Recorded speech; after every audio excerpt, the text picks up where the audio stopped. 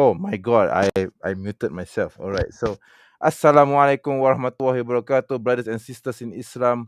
Welcome to the channel, The Muslim Apologist. I'm your host, MENJ. Yes, and today we will be responding to the Murtada who calls herself humanist, or her real name being Nuriyah Khan. Okay. Unfortunately, I don't have a British accent like she does, so you're going to have to bear with my very, very Malaysian accent, which has, its flaws. But hey, we are here to respond to this Murtada. So apparently, she came onto a podcast. Uh, she came onto an 80s podcast, which I happen to be subscribed to, because this podcast channel that I was subscribed to, he had some interesting guests. But unfortunately, with regards to in relation to Christianity, but unfortunately, when it comes to Islam, he had to invite this Murtada, right? So and when I heard the podcast, misconceptions and half truths and lies from the beginning right to the end. Right. So I'm taking it upon myself to respond, okay, to this pitch. Okay. So I think it's imperative that I, as the Muslim apologist, respond to this bitch. Okay. So let me see now. Oh, there's brother Siko is here. Walaikum salam warahmatullahi wabarakatuh, brother. She was destroyed by Daniel, wasn't she? Well, I would say I'm not sure whether you could call it destroyed, because she didn't seem to get it right. So she's still hopping onto other people's channels and podcasts, and she doesn't seem to know. She doesn't see, and she's repeating this that she said in her debate against Daniel, and I think there were some things which she did not mention in that debate as well. So but in any case, it doesn't matter, because we are going to deal with a new pack of lies from this bitch. So okay, so I'm going to have to share the screen now for this video. Let me see now. How do I share my tab? All right, this is the one. Even the title is misleading. All right, leaving Islam and fighting for human rights. What kind of human rights is she fighting for? Okay, okay. The right to apostate is not a human right. Okay, let's get one thing clear. The right to apostatize, to leave Islam, is not a human right. Okay, it's a human right. Okay, it's a rebellion. It's a budgah against God and His apostle. Okay, so right from the get go, all right, you are a rebel. Okay, you are a terrorist against God and His apostle by declaring yourself to have, you have become a terrorist, a rebel in the sight of Islamic law. That is why we have um, the law, the Sharia, which clearly says man badala dinahu faktuluh, and this is a Sahih hadith. Okay, so there's no dispute in this, right? So in any case, see now. I'm going to hide the chat, because the people that responded to her pack of lies were very obnoxious. Okay, they don't, and ignorant as well, because they don't understand anything about Islam anyway in the first place. So I'm going to start playing I skip some parts, by the way, for in this video, because there are some where she went off tangent, okay, somewhat, and she was talking about some other things which I don't get. Okay, so let me see if I adjust myself. Let me try and adjust myself. No, I do shadow the video, and nope. Yeah, I guess I'll put myself as an inset. All right, and it is okay. Let me. Yes. Welcome to Deep Drinks Yeah. Podcast, where the drinks I'm are going to deep skip and the that part, conversation. right? So I'm going to go straight to the. So there's the intro where this guy, I think his name is David. He talks about something, I think he was introducing his channel or something like that, for a future podcast, which I don't think I want to get into. So let's just jump to yeah, Khan herself. Okay, let me see now. Let me play this. Nuriyah Khan. Holy Thank you so much, David. It's a pleasure to be here. And no, I definitely did not shout at him to do this at 3 a.m. I was actually so worried. I'm like, it's a very ungodly hour to be up. But as you said, it's 5 p.m. somewhere, right, David? Yeah, exactly. 5 o'clock yeah, somewhere. exactly. You can't. It's fine to day drink in Australia too. So that I'm not sure why they're talking about the time. Oh, so he's in Australia. Okay, that makes sense. I thought he was because I can't see. I have this one serious flaw. I can't seem to make the distinction between a British accent and an Australian accent. Right. So when I first heard David, I thought he was British. Okay. So why were they talking about time zones when I thought that David would be in the same country as she was, but as he thought, okay, he's an Australian. Okay, that makes sense then. Okay, so let me skip that part and then let's continue. Camembert Yeah. and Grand Prix. Oh Like my God, David. legitimately, like I was really bad. Oh no. Cool. So, Grand but we're not here to Prix. talk about me and my really bad speaking skills, but we're here to talk about you. And so you're an ex-Muslim. So that's an interesting. That's clickbait right there. So Clickbait, can alright. you tell us a little bit about like growing up Islamic and like Yeah, sure. journey? Yeah, so I basically grew up in England, and it was kind of like the usual, I guess that's obvious from your accent anyway. like immigrant Pakistani extended family setting. That's also obvious from your features, bitch. Okay, so yes, let's continue. So naturally, I was living with my as well, and they're obviously a lot more on the conservative and religious side. And then my parents were kind of born and brought up here, so they were like first generation. Yes, brother and I. Okay, that's the reason why I commented the way I did. Okay, let's continue. All right. Like having the full-on British experience. So Islam was always like a massive piece of our identity growing up. And as I was the firstborn and my grandfather was like the imam of the local mosque. You see how these apostates, they always try to find justification from their family. So your grandfather was an imam, and therefore that qualifies you to talk about Islam. Okay. Do you get the attempt to give to get herself to as though as she's an authority in Islam? Okay, so my great was the imam of Mecca, of the mosque, the Haram mosque at Mecca.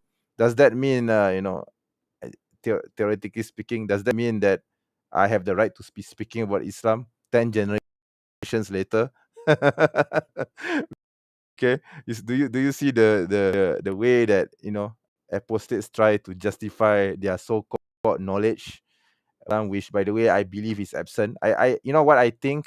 I believe that she came from a secular family who probably did not practice Islam as much as they should, and that is why she had to mention her grandfather, because she couldn't say that her parents were religious. Okay, I'm pretty sure that she probably, I mean brother Siko, probably you would probably know better than I would, because I'm not from the UK. I'm not sure how the UK Muslims, those from the South Asian community especially, would behave in the UK. All right. So the brother said a lot of the Desi imams back then in UK were just those who could recite the Quran and help fund build the mosque. All right. Okay. That's okay. Maybe that's what she was talking about. I mean, just because the grandfather gave some money to the mosque, that it means that he's an authority in Islam, and therefore she, as the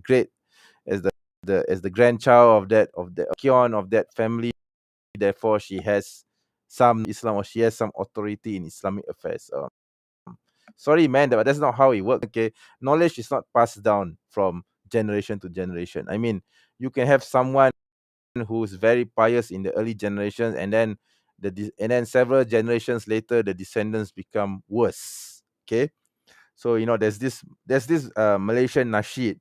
okay, which is very popular, by the way.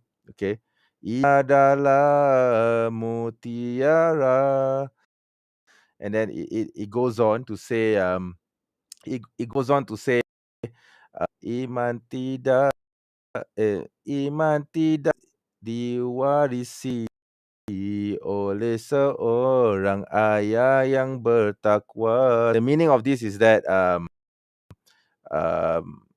of faith, iman, okay, is something very precious, like like pearls, okay, and iman cannot be inherited from a father who is pious. So I think, I mean, this is just an educated guess, but I think this is what has happened uh, to this bitch, right?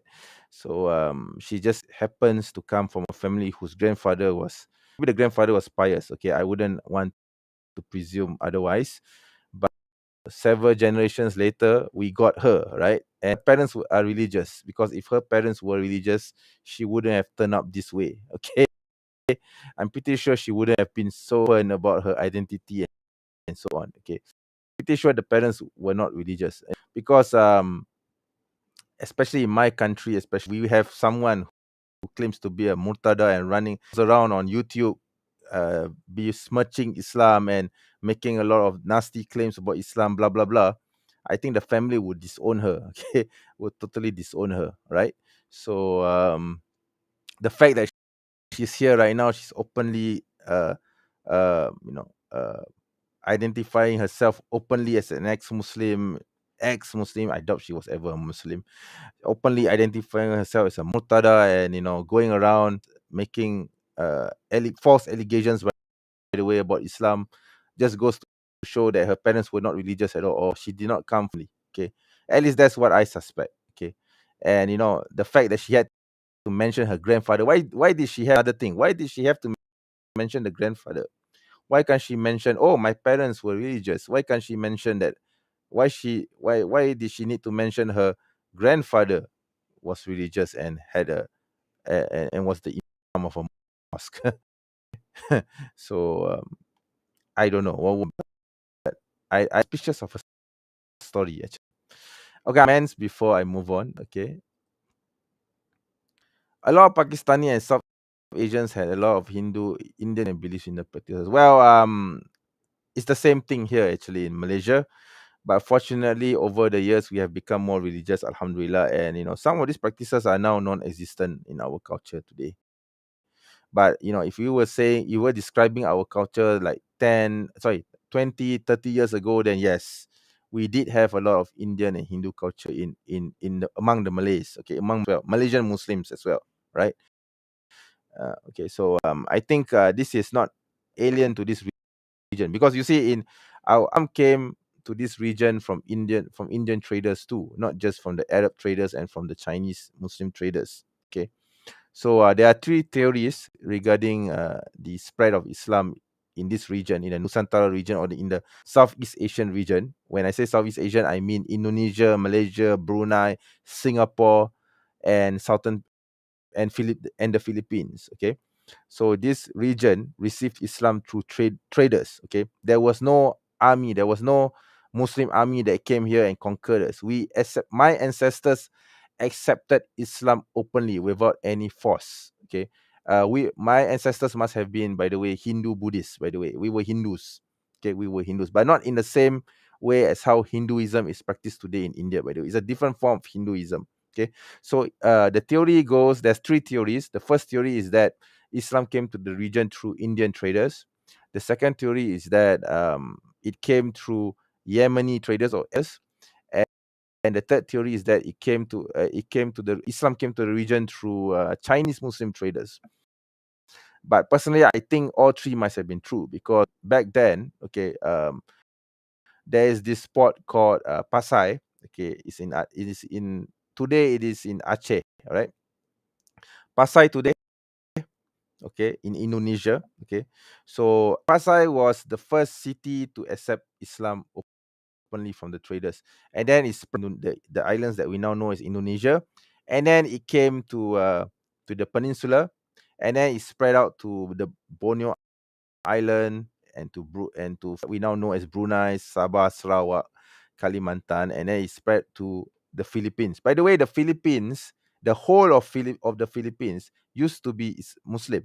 Okay, used to be ruled by Islam until the Spanish colonialists came and conquered the northern part of the Philippines, what we now know as the Philippines today, and forcibly converted the population to Christianity. Yeah, so only the Muslims in the southern part of the what we now know as Philippines resisted this.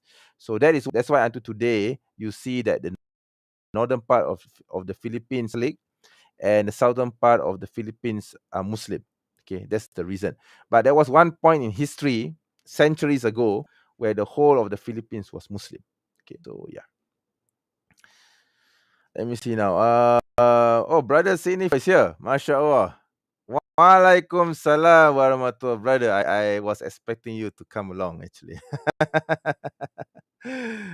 Okay, right. Okay, Masya Allah. All right. Okay, brothers, I'm going to have to continue the stream. Let's continue with the reaction. He took such an interest in Islam anyway, from the second you're born into Islam anyway, like as a newborn baby, the very first thing is that they whisper the call to prayer in your ear. So basically it's an expression in Islam where your entire life is between that call to prayer and your prayer being read. So that's your entire life. I don't know why to share this because this is not something strange. Or she's talking about the sunnah of the Prophet Sallallahu Alaihi Wasallam when a newborn baby, come, when the mother gives birth to the baby, and then usually the father would pick up the baby, whether it's a girl or a boy, and we will do the adhan in the right ear, softly, of course, and the iqamat in the left ear, right? So that was what I did to my son anyway when he was first born. Okay, so I mean every single Muslim parent. So I don't know why she making a fuss out of it. Why is this unique? It's not unique. It's something that has been practiced century, Nuriyah. Why are you trying to impress your host? Okay, I know your host is ignorant, but you didn't really need to show off, to show yourself off as though as you are some sort of expert in Islam, because you're not. Okay, you're just saying things which we Muslims have been practicing for centuries. It's not something alien. Okay, and you have to make it as though it's something mystical. Oh, you whisper in the ear as though it's a sign, therefore that we want to show that Islam starts from the birth and until the funeral. No, there's no such nonsense. Okay, we do it because the Prophet's sunnah. Okay, because the Prophet did it to his grandsons. Okay, Hassan and Hussein, radiyallahu anhum. So that's the only reason why. There's no real significance to it apart from it being the sunnah of the Prophet. Okay, so we do what the Prophet did.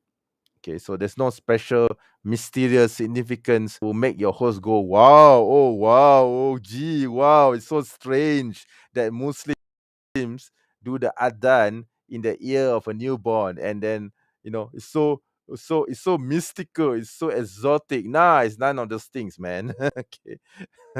I have to make it out as though it's something special, because it's not. Okay, right. So anyway, let's continue. Life is between that. Yeah, it's crazy. I don't know what's crazy. It's just the sunnah of the Prophet Sallallahu Alaihi Wasallam. So obviously you're taught that Islam is like the only way and the right way. So after school, it was just like completely assumed that every day I'd go to mosque and attend Quran classes, and that's where I had my first like real encounter with Islam, and we were reading the Quran in Arabic. That was actually of course you are reading the Quran in Arabic. Quran was reviewed in Arabic. why are you why are you stating the obvious, Captain Obvious? quite good of them, because that was the only time in my life, where as we were reading it in Arabic, given us a small green book with English translations. But again, it was like in proper like Shakespearean English. You know what I mean? So it was very like I tried to decipher it even then. I was 9 years old by the time I was like heavily going to these Quran classes at the mosque. And then There's again, nothing special with Quran classes because every single Muslim child to Islamic classes. In my country, especially, I mean, back in the day when I was learning the Quran in Islam, I had the ustaz coming to the house. Okay, so that's pretty much common among Muslim families in Malaysia, especially. Okay, these days we send our children to Islamic schools. Okay, so we actually have dedicated Islamic schools. Right? So I'm not sure about what the system in the UK is like, but yeah, we don't send our children to mosque to learn the Islam, but we send them to dedicated Islamic schools. All right. So yeah. Anyway, let's continue. and like because my Quran teacher and all the girls and the women that would come there were all covered and they wore hijab, I realized that this is a massive tenet of Islam for women. So I decided like, oh, I also want to go to heaven, and like I definitely want to abide by Allah's commands. So I decided to put it on, even though nobody in my actual household wore hijab. Do you hear that? Nobody in my household wore hijab. So I think this is an indication that she came from a secular background. Okay, and she was just a nominal Muslim who was sent to the mosque to learn Quran and just go through the motions, so to speak. So there are some indications here to me, at least, that she did not come from a religious family. She came from a secular background. Okay, I mean, I could be wrong, but this is how. Okay. Again, as a child, really weirded me out, because I know a lot of people, and we can talk about what's happening recently as well, developments with the hijab, but people's story is that they're pressured to put it on. I was weirded out because I was pressured, like when I was like trying to put it on and say, this is a choice that I've actually made for myself. If Allah wants it, want to go to heaven, therefore I want Yada, whatever. Okay. to be a woman and do what I'm supposed to do. I'm of that age now. 9 is a very special age in Islam for a Muslim woman. 9 is a special age for a Muslim woman. No, it's not. Where do you get that idea? The only age that is special for a man is when they reach puberty. Okay, in Islam. Okay. All right. So it's only when you reach the age of puberty. I mean, when you show signs of puberty, and it's not limited to 9. It could be 12. It could be 14. It could even be 20. Okay, it depends. But of course, the usual age around 10 or 11, right? So, but it's not a special. There's no age in Islam. Okay. I mean, that just goes to show your Nuriyah. Okay. We only consider someone to be special once they reach puberty. Okay. I think maybe that's what you meant, but that's you describe it is quite dumb to me. All right. So anyway, let's continue. So yeah, they were like, are you sure? But are you sure? And then later on, as I progressed, I was really into sports and I started playing football, and it just became a nightmare. But they were actually so happy when I took it Oh, that's interesting. She plays football. off. And obviously there's underlying cultural nuances within that. Like my grandma me to have more marriage options, so she didn't want me to limit myself to somebody very conservative. More marriage options. Okay, never mind. I think this is an South Asian thing. Okay, we don't have that culture in my community, in my society. So I wouldn't comment on that much. Okay, maybe the brothers in the chat can, those of South Asia persuasion could explain that perhaps. But from where I'm concerned, that particular culture does not exist in Malaysia, especially. Okay. So it's not really it wasn't really driven for like, this is not like a free and fair choice she's made by herself. This is, it's a tool of oppression. It was more like, oh, is she going to get enough suitors? Yeah, that's amazing. I remember having a similar experience where I asked my mum in my teenage years.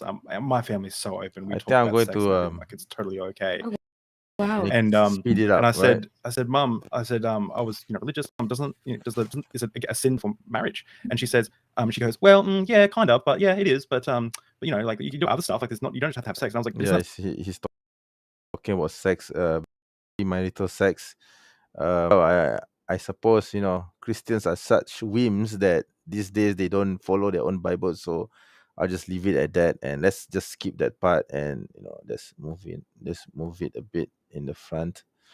Let's see if I can skip that part. It talks about premarital sex. The Quran in English. Again, in my house, it was some we had the Mohsin Khan translation with it, which I think he is from Pakistan, and that's quite a famous translation. But again, a lot of it I was still a teenager at the time. A lot of it was going over my head. What I found is when I actually went to Quran.com, which is literally at our fingertip, if you go to that, and then I think it's James Pickett Hall translations are usually quite blunt and as organic as they can be, because even on Quran.com and Sunnah.com, which is the home for like the main hadiths, the Yeah, you know that so Quran.com is just online resources. They are not main. Okay, I mean that just goes to show her ignorance, right? She doesn't even know that. I don't even need Quran.com and Sunnah.com to refer to the hadith, because I have this. Okay, I mean who are you kidding, bitch? I have this. Okay, I have books like this on my shelves.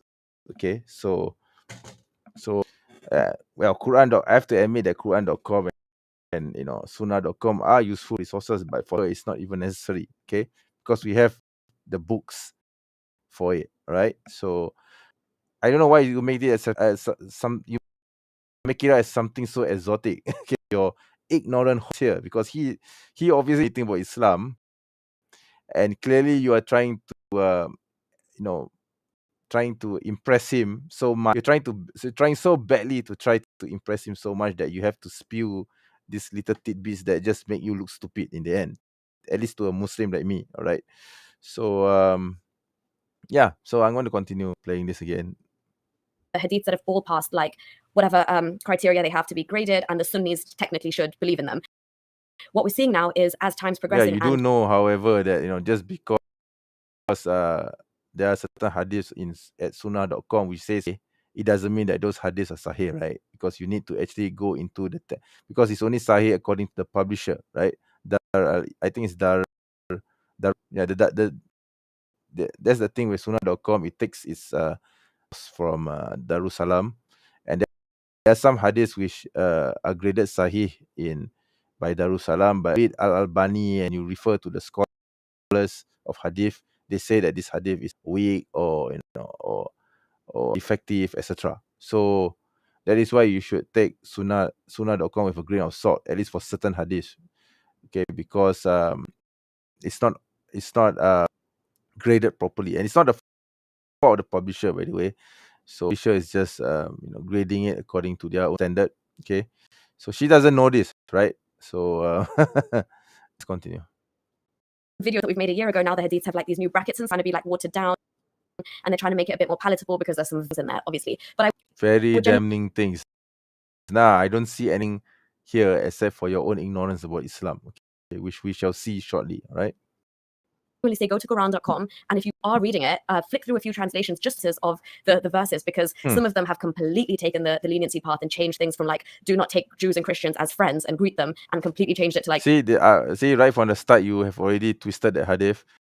Do not take Jews and Christians as friends. Okay, I know that verse has been played on and on by Islamophobes since forever. Okay, the correct translation would be, do not take the Jews and Christians as your awliya, The Arabic is awliya, and in this context it means protectors, okay, or political allies, not friends. Okay, I know there are some translations which put friend as the translation, as the English translation for the Arabic awliya. Okay, unfortunately that's not okay, because in this context it would be more justified to translate awliya as political allies or as protectors. Okay, and in fact the later translations of Yusuf Ali translated it as protectors, if I'm not mistaken.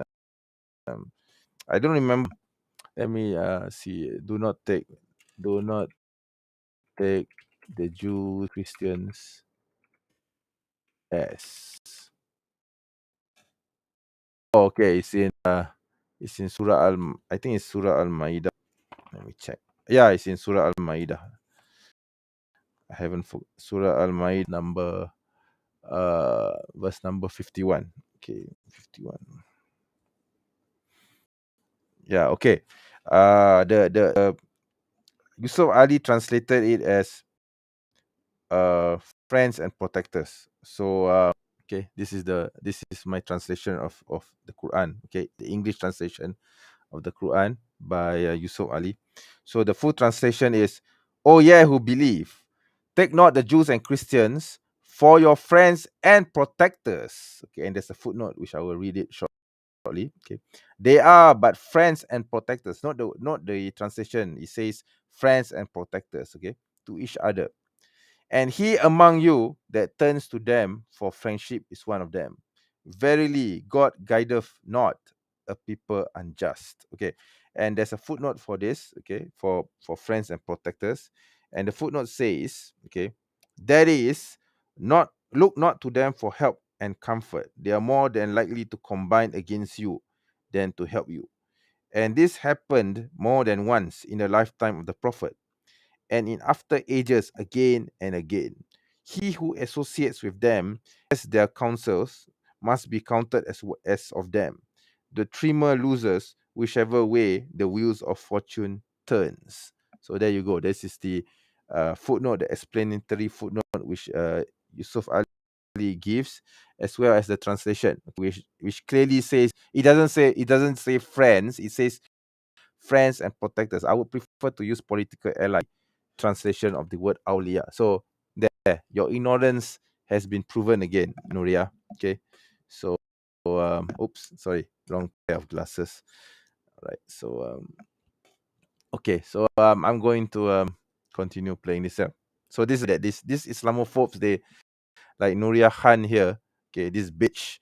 She likes to twist. They will always like to twist verses and misinterpret the Quran and use faulty translations when they themselves do not even know a single word of Arabic. Okay, I mean I'm pretty sure she doesn't know Arabic at all.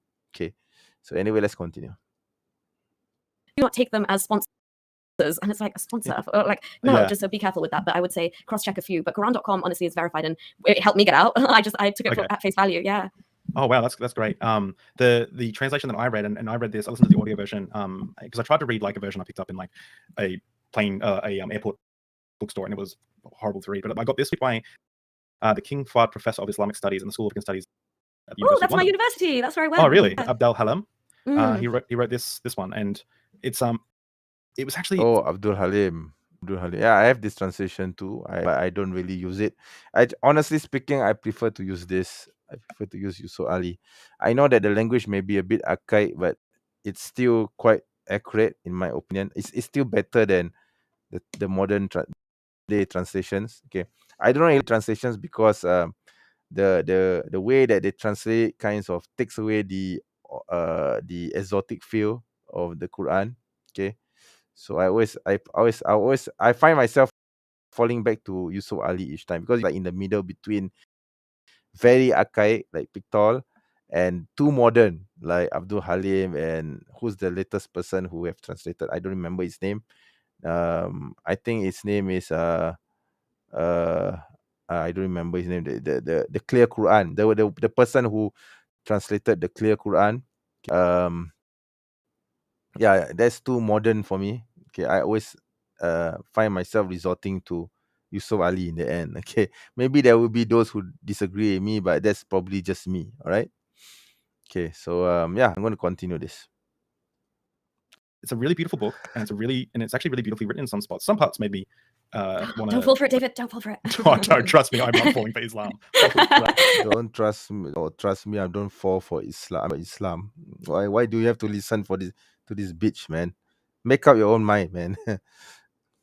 Okay, Oh, no. we're No, speaking tonight. absolutely not. But I have like a deep. Oh my, that's funny. I have a deep respect for religion, but only because I don't think it's true. I think that Right. religion is beautiful as long as you don't think it's true. It's like when you see a top. You think religion is beautiful, but you don't think it's okay. Fine, whatever. Okay, I'm going to skip this. Yeah, and there's some things that she said about Sunni and Shia, and I think I have to clarify that as well. Let's continue. like when I speak to that crowd of people, I'm like, oh my God, I didn't even know which one I was. But apparently a lot of people don't. So I was from like the most mainstream Sunni version of Islam. Wait, let me Yeah. that a bit. So to your story, what branch of Islam were you in? I know there's like Shia, the main two. Sunni. No, Sunni, man. So even if you were to ask like Pakistanis, within Sunni Islam, there's like different sects in Pakistan, especially like they're called Deobandis, Barelvis, a bunch of other ones. Yeah, Deobandis, Barelvis, etc. Those are all sectarian groups, okay, within the Sunni fold, okay. So and also Sufi, okay. Barelvi, especially they are Sufis, okay. So but they still consider themselves to be Sunni, sorry, okay. But they are not a different sect, okay. They are just different, I don't know, groups, I guess. I don't even call them a sect because they claim to be part of the Ahlus Sunnah. But yeah, some of the practices may not be Sunnah friendly. But that's just I prefer not to go into these debates. But yeah, you might as well just come clean and just say that you are Sunni. That's it. You don't have to go into such detail in order to impress your host, man. Okay. And I always like when I speak to that crowd of people, I'm like, oh my God, I didn't even know which one I was. But yeah, you're just a secular Muslim who grew up in a nominal Muslim household, okay, and you just follow the crowd. That's it. That's the type of Muslim you were, okay. Assuming if you had even practiced Islam at all, I doubt that you could even read Surah Fatiha properly, okay. But anyway, that's just me, and see whatever I'm going to. Yeah, you will find that I will be skipping some parts because I just want to, um, you know, move on and go to the nitty gritty of the video. Okay. Catholic of Islam, like which sect would? the majority, the main one. Yeah, Yeah, definitely. The one that everyone's like, yeah, okay, they're not like extreme. They're kind of like that's the one that has the most numbers anyway. There are more Sunni Muslims, than any others. Because even there's only certain countries. Because that's why we are called Ahlus Sunnah wal Jama'ah, because we are the Orthodox Muslims. Okay. What's so special about it? I don't get it. That have majority Shia populations. I think Iraq, Bahrain, Lebanon, maybe that's about it. Like in Saudi Arabia. Never mind. If you want to talk about the Shia, I don't want to talk about that. Right. So okay, this is interesting. Divorce in Islam is profound. Like I can imagine that would happen in like North Korea or something, but I didn't realize like Dubai it would be like this, you know. Oh yeah, you and me both. Yeah, so just for your viewers, basically I was living in the UAE and I got married when I was quite young, and then like very quickly the marriage fell apart. There was like a lot of abuse there, which first of all I had no idea. I could see why. I don't know what men would want to marry you in the first place. About abuse, or like how it manifests and what kinds of abuse there are. So that was a huge learning curve when I finally like realized, oh my goodness, this is what's happening to me. This is why I'm like turning into a shell of my former self. This is why I'm having to watch TED Talks.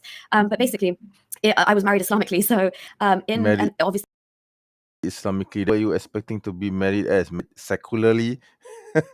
Please stop being Captain Obvious, man. Obviously, you're going to be married Islamically, or you were a Muslim, or whatever it is that you claim to be. Right? So, of course, you're going to be following that particular methodology, right, of your culture, of your religion, right? I mean, so let's say if I were a Hindu, I was married Hinduically. What the hell? I mean, stop trying to be Captain Obvious, man. I mean, to be married Islamically. If you haven't added that clause into your marriage contract in Islam, that you are able to have the right to divorce through courts, by default, women are not given the right to divorce in Islam. Okay, this is a big lie. Okay, she just made a lie against Islam. She said that women do not have the right to divorce. Of course, ironically, several seconds later, she admitted that that women were, Muslim women had the right to to divorce through khulu, right? But that's just one of the ways, man. There's another method called fasakh, okay, which she doesn't seem to know, or she's ignorant of. So fasakh is the method where a Muslim woman can go to the courts and appeal to the judge, to the that she wants from the husband, and then the Qadi would call the husband to the court, and then first of all they will try to mediate the couple.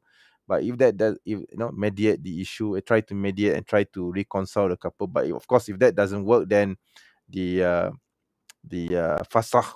Okay, so there are two methods of actually in Islam for the Muslim women. The first method is the fasakh, which is quite common, and the second is khulu. Okay, khulu is I don't know what hulu the hulu process involves, because in Malaysia especially we rely a lot on fasakh. Okay, the Muslim woman will go to the courts and would demand divorce. Okay, that's fasakh. Okay, so hulu is another method. I think that involves the family members or something. I'm sorry, I don't remember behind it, but yeah. So there are two methods. Okay, it's not one, as she will mention this several seconds later. Listen to this. So in wanting to pursue a divorce, obviously, if the other party does not want to let you go or they don't want to grant you the divorce, technically, there's certain Muslim countries have progressed and they've got this thing called a khulla, which happens in Tunisia. It's not hula, it's hulu. Okay, pronounce it wrong. Okay, it's called hulu. Secondly, it's not progressive in a sense that it's new. No, it's not. It's not new. It's something as old as Islam itself. Okay, it has been there for centuries, bitch. Okay, it has been there for as long as Islam has existed. Okay, so like I said, there's two types of divorce for a Muslim woman to pursue. Two of divorce that a Muslim woman can pursue. The first is fasakh, the most common one. The second, hulu. Okay, like I said, I'm not a fiqh scholar, so I'm not going to go into googling the details about hulu. But fasakh, I can tell. Fasakh is quite straightforward. The wife just needs to go to the courts and meet the judge and tell him that usually it's a him, that she wants a divorce from her husband, and of course there's a process behind it. But yes, a Muslim woman can and have asked for divorce from the Muslim court, have the right to divorce. Okay, so please don't bitch. Okay, you are such a whore, man, in lying. You're a whoring liar. Okay, by claiming women do not have the right to divorce, and that only in recent times do we have the process called hulu, not hula, by the way. I don't know what the hell is hula, but I know it's called hulu. Okay, so there are two methods of divorce. The first, fasah, for the Muslim woman, there's two methods. The first is fasah, the second is hulu, and of course the talaq. Okay, so she's going to say something funny about the talaq later in this video, but I just wanted to make it clear that she's lying. Okay, and she's a bitch. All right, she's a fucking little bitch here, an ignorant fucking little bitch. All right, who's whoring away, okay, through lying about Islam in order to get more money for herself. Okay, so yeah, so that's my opinion of her at this juncture. Okay, so anyway, but the Sydney Football has some comments here. Let me see now. This is the feminist, right?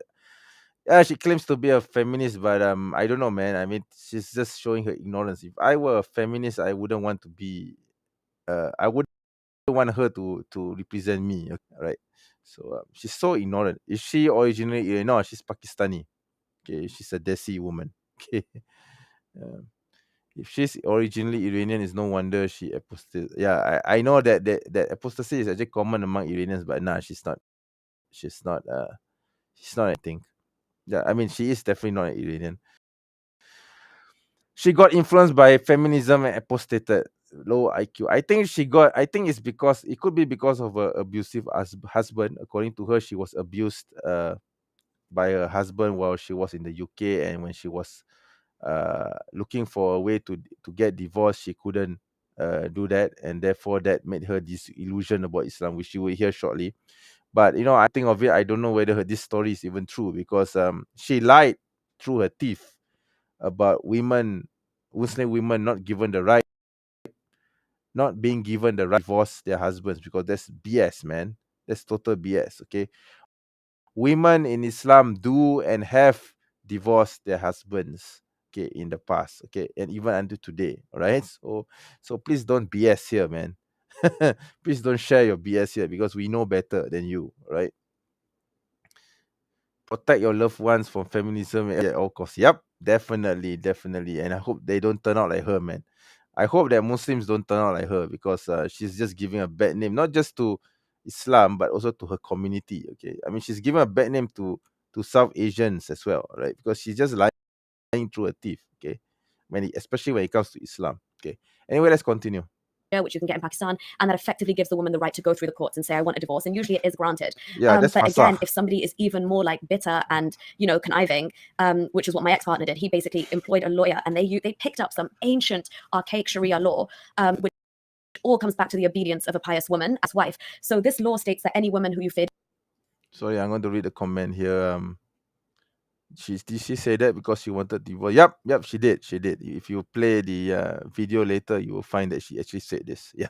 Disobedience from, or if you fear that she's going to leave the home or whatever, there is, it's called ta'a zawjiyya in Arabic, and it's still talked about more in Egyptian circles, and they've done I don't know what is Tausa al-Jiyya. I have no idea what that is. Okay, I have no idea what Sisha said.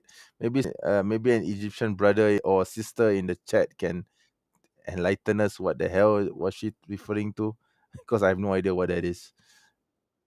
an entire like fatwas and discussions and stuff on it.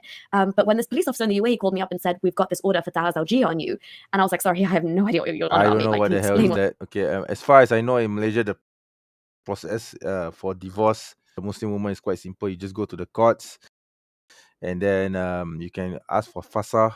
Okay, and then the court can actually order the husband to not approach the wife, and the divorce is settled or a resolution is reached.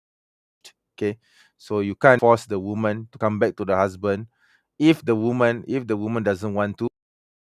Okay, and if she's moving in with her family again, and she wants to see an end to their marriage. Okay, so there's no tausa zarra braba jajaya, whatever it is that she said.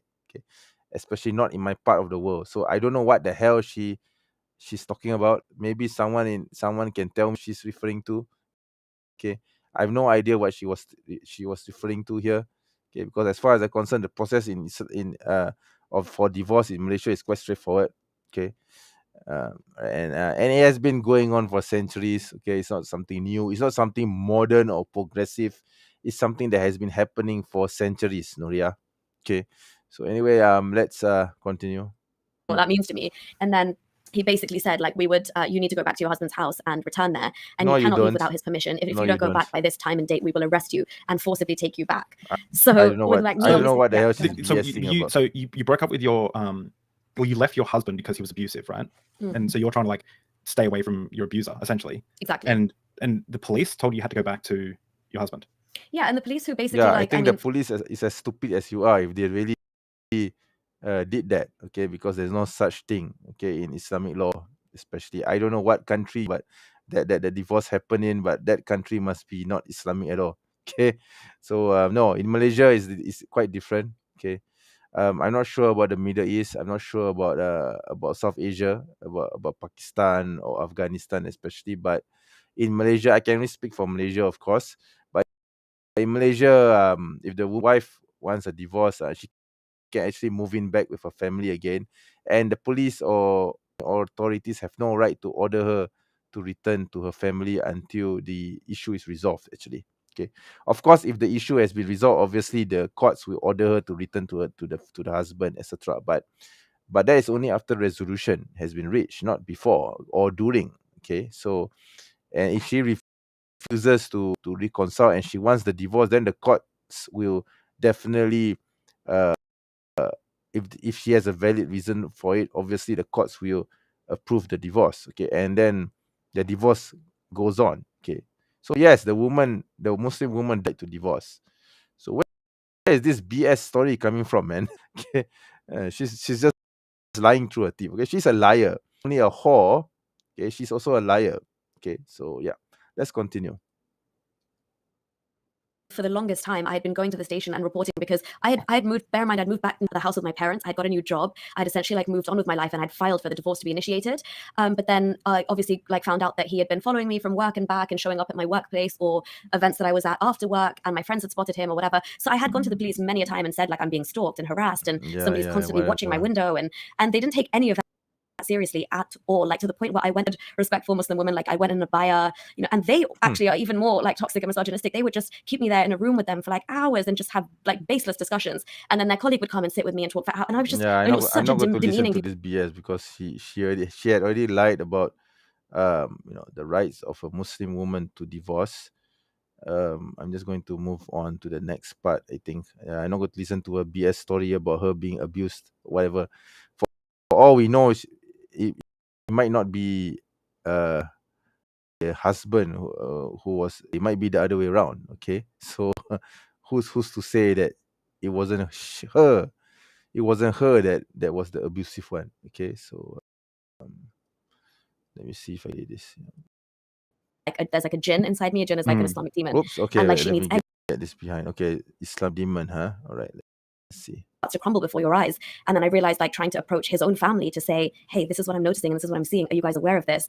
But when I realized the reaction from them when I told them was not like, oh my God, like what's going on with our son or our brother? It was more like a reaction of, oh shit, she's clocked, or like she knows. Oh no. That's when I was like, I am up against I don't know what here. And you know, like, yeah. So it was, and so that drives a lot of things. Like, trust me, Islam was still a Muslim through all of this, but the things they were doing, because I had to go to like Islamic marriage counseling before you can get a divorce, and he would say things like she's possessed with like there's like a jinn inside me. A jinn is like an Islamic demon, and like no, a jinn is not it's not an Islamic demon. A jinn is a creature, an unseen creature which is of God, and they basically they are just an unseen version of humans. Okay, so they are evil jinn and they are good jinn. So just unseen creatures basically. Okay, made out of fire, by the way, in Islamic tradition.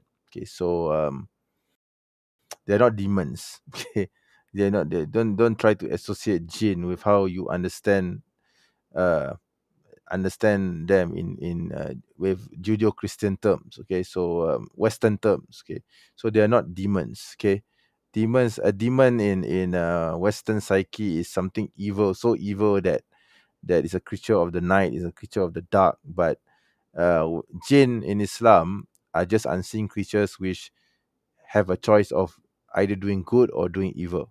Okay, so that's pretty much it. Okay, so I think she's trying to exaggerate again. So she's trying to, you know what I think, she's just trying to exaggerate and to impress her non-Muslim hosts. Okay, and she's trying to get herself legit to to talk about Islam, even though right from the beginning, from the get go, she had already admitted that her grandfather was the imam of the mosque. Why didn't she mention that her parents were the pious ones? Okay, the answer is simple, because she knows that she came from from a nominal Muslim family who probably just practice Islam as is, but you know, very nominally, and probably not as deep as how a religious family would be like. Okay, so you could see some of the exaggerations that she made, right? So anyway, I'm going to continue playing this. Let me see. like she needs exorcisms because she wants a divorce, she's not thinking straight. And I'm like, oh my. And then the counselor would say, like, how many times a day do you pray? You need to pray together. And then his family, when I'd obviously moved back to my own home with my parents, I'd wake up to like potions of what is like done in Islam, which is one of the biggest sins, but like black magic, like just concoctions of crap, like weird Potions. Okay, I don't know what the hell she's talking about. Yeah, shit, like weird shit. And like, yeah, I'd just be woken up to seeing that outside my villa. Like, I had a little dog. There was some weird, like, creepy things. Like, it was just, yeah, it was horrible. Wow, that's definitely not Islamic. That's probably cultural. Okay, nothing to do with Islam whatsoever. If let's assume that what she said is true, there's nothing whatsoever to do with Islam. Okay, definitely has nothing whatsoever to do with Islam. Okay, anyway, let's continue. Imagine like a nail clippings, like, weird shit. like a really dark like a 5 Yeah. court appointed or not marriage counselors that you had to go through. Official ones, yes, exactly. Even file your application for divorce in the courts. They say, well, let's have some little counseling, and lo and behold, Yeah, it's the most I like think counseling is pretty much normal in any divorce proceedings. Okay, process regardless whether Muslim or non-Muslim. Okay, all right. So yeah, we have as I mentioned earlier, the process for divorce in Malaysia, especially for Muslims, they will have to go through a reconciliation process or basically go through a counseling process first. But if the marriage cannot be saved, then it goes to the next stage, which is basically divorce. Okay. Some couples, there are exceptions, by the way. There are some couples which skip the counseling part and they just go straight to divorce.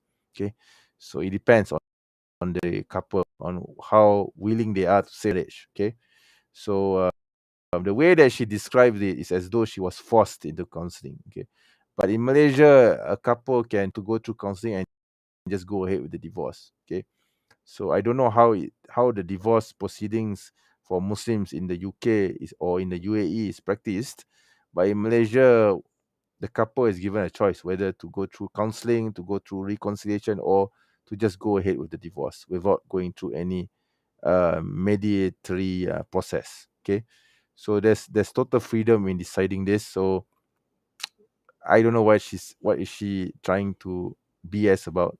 Okay.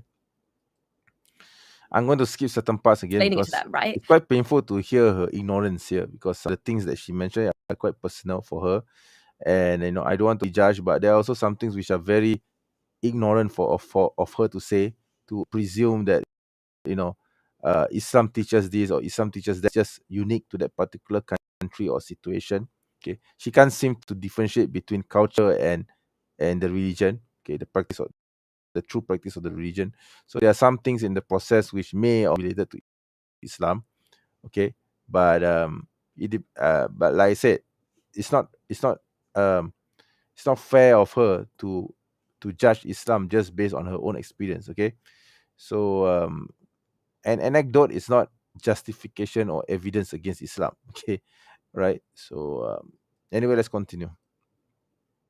And again, just on a quick note, because you are Muslim by your name and whatever, your default law that you have to By follow your name or whatever, there's no such thing in Islam where you are Islam. Okay, probably culturally, yes. Through culture, yes, but not through Islam. I mean, Islam, you can call yourself whatever you want. You can even call yourself David and still okay, right? that is Sharia. If you are Muslim, like you can then request to follow English law. So that was my backup plan, was to say, obviously, I want to implement English law in this state, because at least Yeah, English I law mean, I think this is unique to the UK, because in Malaysia we don't have this. I mean, if you want to go through you want to go through a divorce for a Muslim couple who wants to go through a divorce, then they have to go through the Sharia courts. Okay, so anyway, this is very UK. I think this is UK. This is only practiced in the UK. So anyway, That's so. Is Sharia law different around the world, or is it just one blanket thing? So technically, like, Sharia has certain prescriptions, like obviously for, like, adultery. you notice that she didn't answer the question directly. David, the host, clearly asked, is Sharia a blanket law, across the Muslim world, or is it unique, um, depending on the location and the country? The answer is unique depending on the country. There are certain laws which are fixed in stone. Okay, like for example, those punishments, the hard laws, which are already mentioned in the Quran, that cannot be changed. But there are also laws which are not mentioned in the Quran, which are part of the Sharia, and this is called, okay. So we have the had, the hudud, and we have ta'zir. Ta'zir means laws which are at the discretion of the judge or according to the locality. Okay, so in Malaysia, we don't practice the hard laws, unfortunately, but we do have takzir laws, and these takzir laws refer to mostly family inheritance, and I believe there are one or two criminal punishments which are not covered um, by the civil courts, such as, for example, transgender laws, etc. But they are far and few in between, and they're not practiced widely, unfortunately. But yeah, I mean, it depends on locality, and each state, by the way, in Malaysia has its own religious laws. Okay, each state is different. For one, we have 12 states in Malaysia, and each state has its own set of Islamic law. So imagine that. Okay, one particular thing that you do in one state may be illegal there, but then in another state it may be permissible. Like for example, joining the Naqshbandi. Okay, so in certain states, the Naqshbandi are banned. Okay, but in other places, the Naqshbandi are allowed. So yeah, so that's one example. Okay, there are so many other examples. So it depends on the locality, basically. So to answer your question, David, Sharia is not a blanket law, except for those which are mentioned in the Quran explicitly. Okay. Thievery and stuff like this, amputations and lashings and all of that. But obviously, Yeah, the way it manifests amputation. in Yeah, each individual she talked amputations, lashings. But please tell me which country in the Muslim world has currently practicing the hard laws in totality. Okay, please tell me which country. I mean, I wouldn't even say Malaysia, because I know that Malaysia does not even practice Islam in its entirety. Okay, so there's not a single Muslim country in the world which practices the laws or the Sharia in full. Okay, not a single one. Okay, so all right. So anyway, let's continue.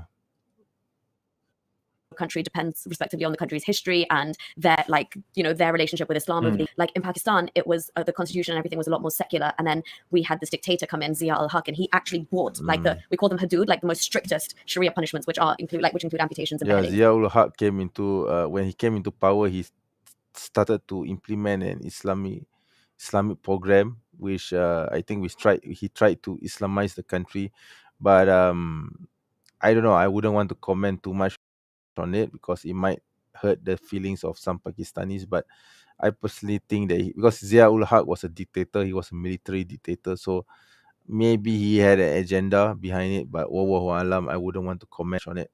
But I think that hasn't hurt Pakistan at all because I think Pakistan progressive in that aspect. Okay. So I'm going to read the comments. I'm going to take a break from listening to her annoying little voice and let's read the comments here. Feminists when there's no war, man, we're equal. When a war breaks out, we are women.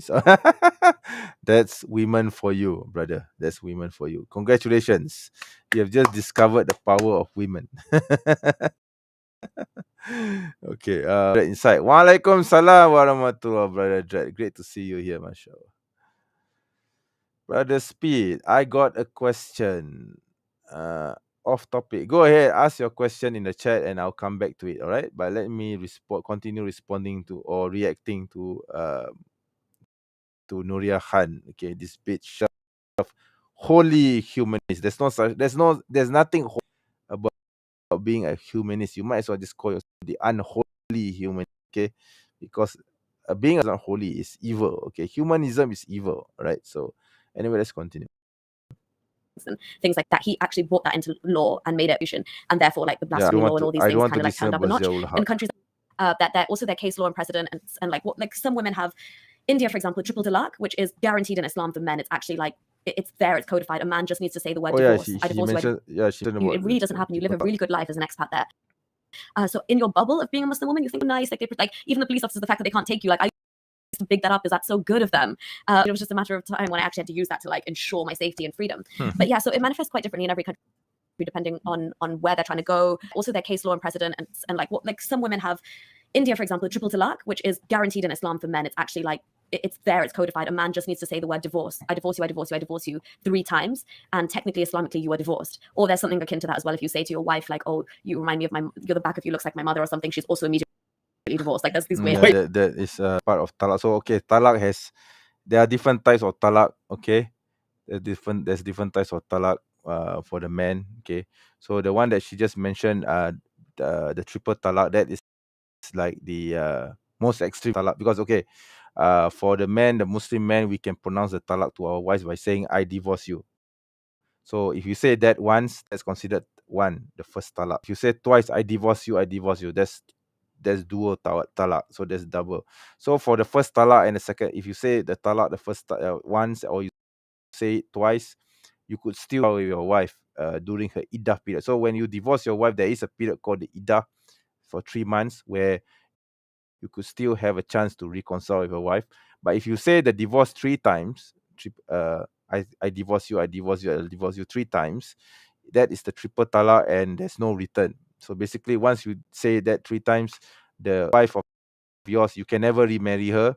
She marries another man and that man divorces her. Only then you can marry her again. Okay, so that's how the process works.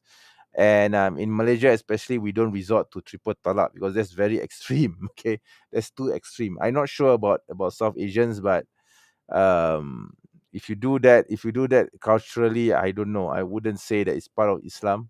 Okay, to do the triple talaq. Okay, unless if you're really, I don't know. Unless if there's something wrong with you, I think.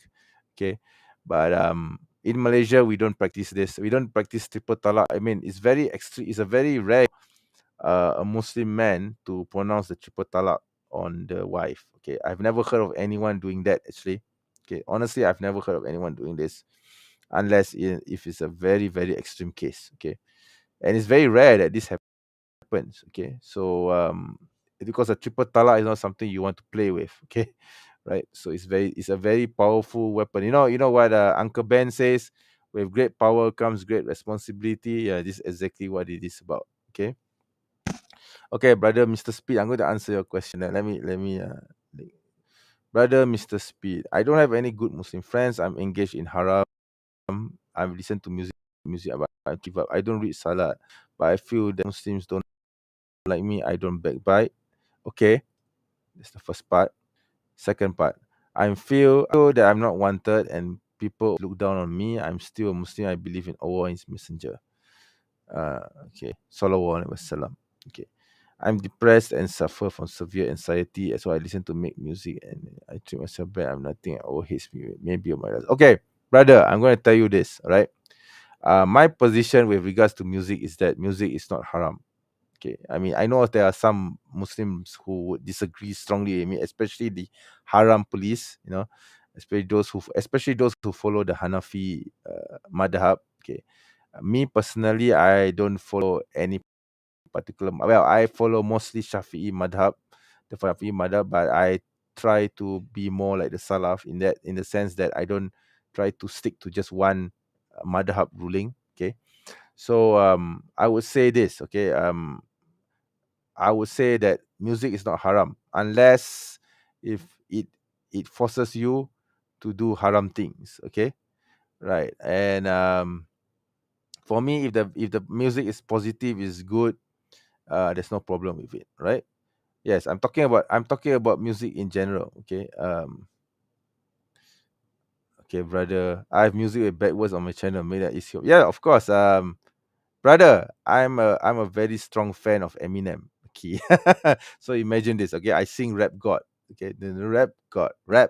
Okay, so I have no problem singing Rap God. Okay, I even sing S like that. Okay, I know it's a bad word, but hey, I mean, for me, as long as you don't indulge in the haram things when listening to this kind of music, then there's no problem with listening to it. Okay, I know there are some haram police Muslims who would say, "Oh, music is haram.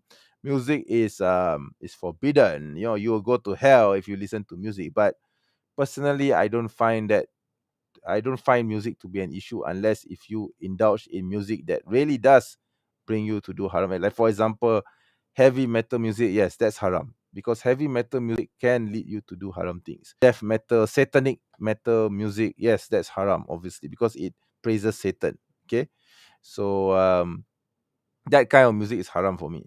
I know Eminem is somewhat borderline haram because of the lyrics, if but when I listen to Eminem, I don't really listen to the lyrics. I listen more to the flow of his words and the tone of his voice, more so than the lyrics. So I don't really capture the lyrics because he speaks too fast sometimes, right? So for me, it's just a sound. It's just a sound. It's like clapping. Okay, it's no different than clapping to a tone. Okay, to me, all right. So personally, I wouldn't be so concerned about listening to music. Okay, I know the haram police will say otherwise, but brother, take it from me. All right, we don't need to go into such strict measures, right, when it comes to music. All right.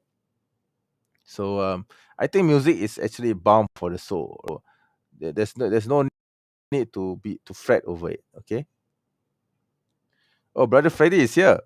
Walaikum salam warahmatullah, my brother from Azerbaijan. MashaAllah, brother. I haven't seen you in quite a while. Okay. Anyway, speed. All right. Let me see now. I don't drink or sleep with women, but I listen to music and smoke. I don't pray. I weak spiritually. Well, brother, I would advise you to start praying. Of course, of course. I know that we all have our weaknesses, but yes, please do the salah because salah is very important for us because it's the pillars of Islam. It's the pillar of the house, as the Prophet said. Um, you know, there is this hadith where he says, Sallallahu Alaihi Wasallam says that doing the salah is like building a house with pillars, and without these pillars, okay, the house of Islam would fall. So do your salah. So it's very important. Okay, this I cannot force you to do. This you have to come to a realization for yourself. And I'm here to preach. I'm an apologist. I'm not a da'i. Okay, so I do apologetics. So it's not my place what to do and what not to do, but I think you know well that you should do it, and yes, please do it, right? And listening to music, I have no problems with you listening to music. Okay, it's not haram to me. Smoking, yes. Well, I hold to the position that smoking is haram, but I do understand that people do take time to ease out of it. Okay, so if you realize that smoking is wrong, then yes, you can ease out of it. I know there are some people who actually say that smoking is makruh. Okay, so but I don't ascribe to that view. I do believe that smoking is haram because it harms your body. Okay, but you don't have to take my position. You can always hold to the position that smoking is makruh. Okay, and if you do believe that smoking is wrong, then yeah, you can ease out of it gradually, brother, inshallah. So don't worry about it, right? Okay, so brother Dread Insight, as he says here, yes, he's correct. But the Malaysian Fatwa Council says music is not haram, right? Exactly, right. And listening and talking to me, you still have to pay super chats for other Muslims to talk to you. Nah, brother, I don't force people to do super chats here. Although I would love to get your super chats from you. Okay, I would appreciate a super chat or two, but I don't force my viewers to give me super chats. All right. May Allah bless you. Thank you, brother. Likewise to you. All right. Likewise to you. All right. Being depressed and having anxiety, I'm tired, brother. Don't worry, Aki. Just do it slowly. Take it one step at a time. Don't listen to morons like David Wood and this bitch Nuriyah Khan, or even a pussy apostate prophet to tell you what Islam is about. Take it one. Go to your local imam or someone whom you trust, whom you know has knowledge about Islam, and talk to them. Listen to their advice. Try slowly go into prayer to the salah. Inshallah, you will become a better. Don't take your religion from this bitch, okay, or from those on the internet who have zero knowledge about Islam, but they try to become the devil and they try to influence you to leave Islam, okay, because Islam is always the solution to all our problems, inshallah, right? I mean, I have to tell you frankly, I'm not perfect myself. I mean, I too have my own weaknesses. Okay, but I to always strive to do better every day. So, like I've mentioned before, I'm not a da'i, I'm an apologist. Okay. So I do commit some sins here and there, but hey, I'm not perfect, man. But I'm not going to leave my religion just because this bitch says that you're not perfect. Okay, so yeah, no need to listen to. There's no need to listen to this bitch. People like this bitch, right? I watch a lot of Muslim YouTubers, Ali Dawa. Good for you. Good for you. Continue listening to them, inshallah. They are very good for the soul, mashallah. Those brothers are really wonderful brothers. I listen to Muslims on YouTube. That's good. That is a start. Okay. So yeah. Anyway, yes, thank you, brother, for that. But please excuse me. I will need to continue. Reacting to this bitch, right? So I only have about an hour before I end the show, right? So because I have something on later. Let's continue. Thanks. That's so bizarre. I know, it's so weird. But yes, so India then now has abolished Let me try to oops, sorry. I kind of and made it. let me try Is to Muslim. extend this. But it's fun to call her best friend because we kind of like we became friends online and we like chat all the time. She's not, but so when we talk about like these things, we talk about cultural differences rather than Quranic differences. And the thing that I have always noticed that I think Islam has a specific problem with is Islam makes the decree that the Quran is explicitly from God, perfect. Like it's not written down essentially by man. It's like word for word, exactly what God said. Where the Bible, the Torah, the Bhagavad Gita, they don't have those problems. It's not a problem, David, okay, at all, because we Muslims believe that the Quran is verbatim the word of God, and that we have ample evidence to prove that it is the word of God. Whereas the Bible, the book that you call the Bible, was compiled from the writings of men over centuries. Okay. The Quran came down to us in 23 years, okay, and we have mutawatir hadiths and narrations which proves this, okay, and our history is different. The Quranic history is different from the biblical history, okay, so we have evidence for this, right, to prove that the Quran is truly the word of God, okay, so there's nothing strange about this claim of ours because we have the evidence. Don't, the Jews don't, okay, but the Muslims do. All right, so don't compare the Quran with that of the Bible because they are two different books entirely. Okay.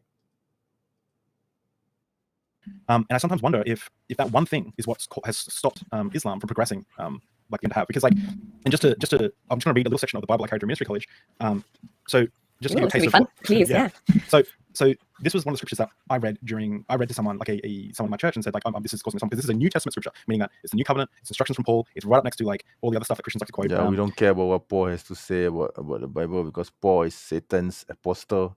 Okay, so yeah, we Muslims don't believe in Paul, right? So have authority over man, she must be silent. For Adam was formed first, then Eve, and Adam was not the one who. Yeah, I don't care what Paul says. I really seriously for the Abrahamic God. Honestly, he's so anti-women. Like, what's wrong with you? Why create us? Honestly, I know it's bizarre. Hey, okay, she's becoming the feminist bitch that she see.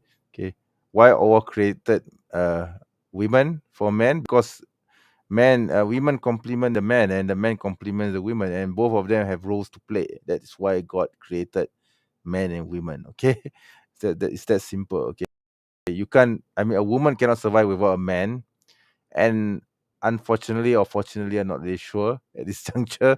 But yeah, a man cannot survive without a woman. Both complement each other. Okay, that is why Allah created us in pairs, Adam and Eve. Right? Our mother Hawa, okay, and our father Adam. Okay, so yeah, that is why, Nuriyah. But something like this is dismissed by Christians, and they'll say, "Well, that was for a time. I still hate. They still hate the gays. That's not for a time." But exactly. they hate, Yeah, please don't impose your Christian values upon us, David, because we are totally different. Okay, let me see if I can want to listen to these two idiots talking about religion when they don't even know what they're talking about. When it comes to Islam, because in Islam the traditions are totally different. Okay, so let me see now if I can push this further. It's still loading on my end here. Okay, let me see if I can play this. Muslims be just as hypocritical as most Christians. In fact, I think they are, to be honest. I think most They are, Muslims yeah, around the world are just as hypocritical as most Christians. But why can't there be a reformation of Islam? Do you think it's possible?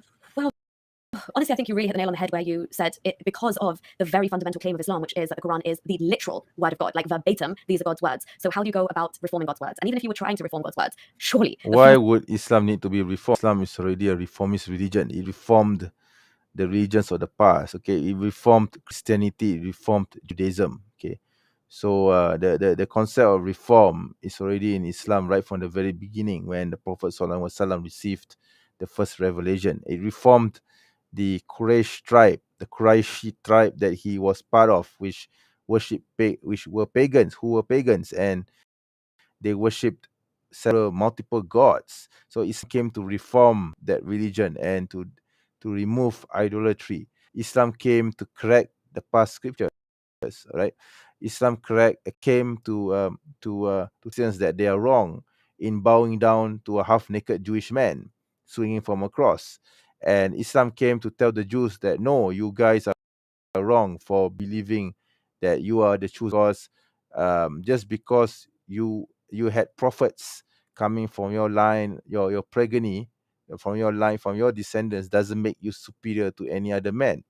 And Islam came to reform the attitudes of the pagan Arabs who killed their children, who killed their daughters. Okay, they buried their daughters because they had such a low view of women.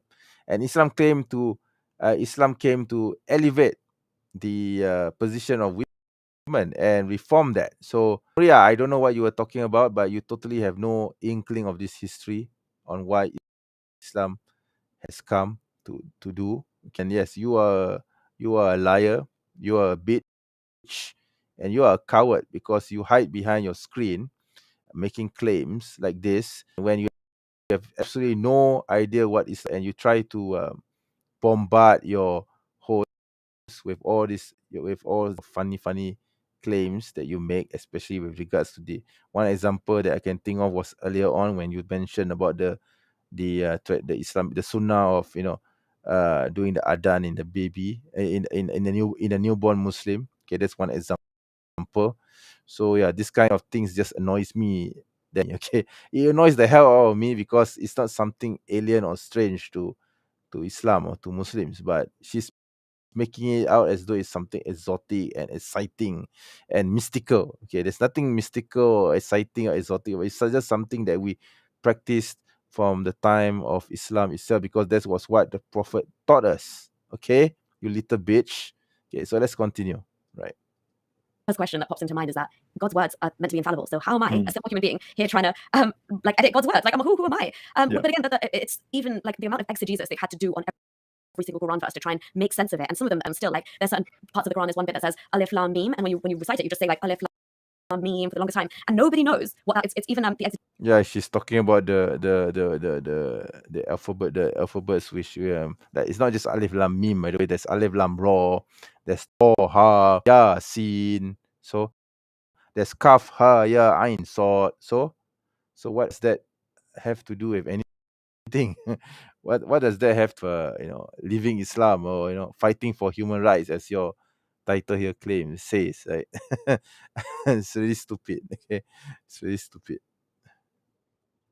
exegesis of it is just, and now theories are coming out which make a lot more sense. A whole other turn into like mantras and magic and masonry at the time, and yeah, that's a whole other episode in itself. But yeah, I think exactly my views on Islam reforming are very similar to yours. What I think is happening is that Muslims as people are reforming because they're having to keep up with modern times, and the ones that live in the West especially. Yeah, I think she's talking about the proggies, okay, those who are liberal.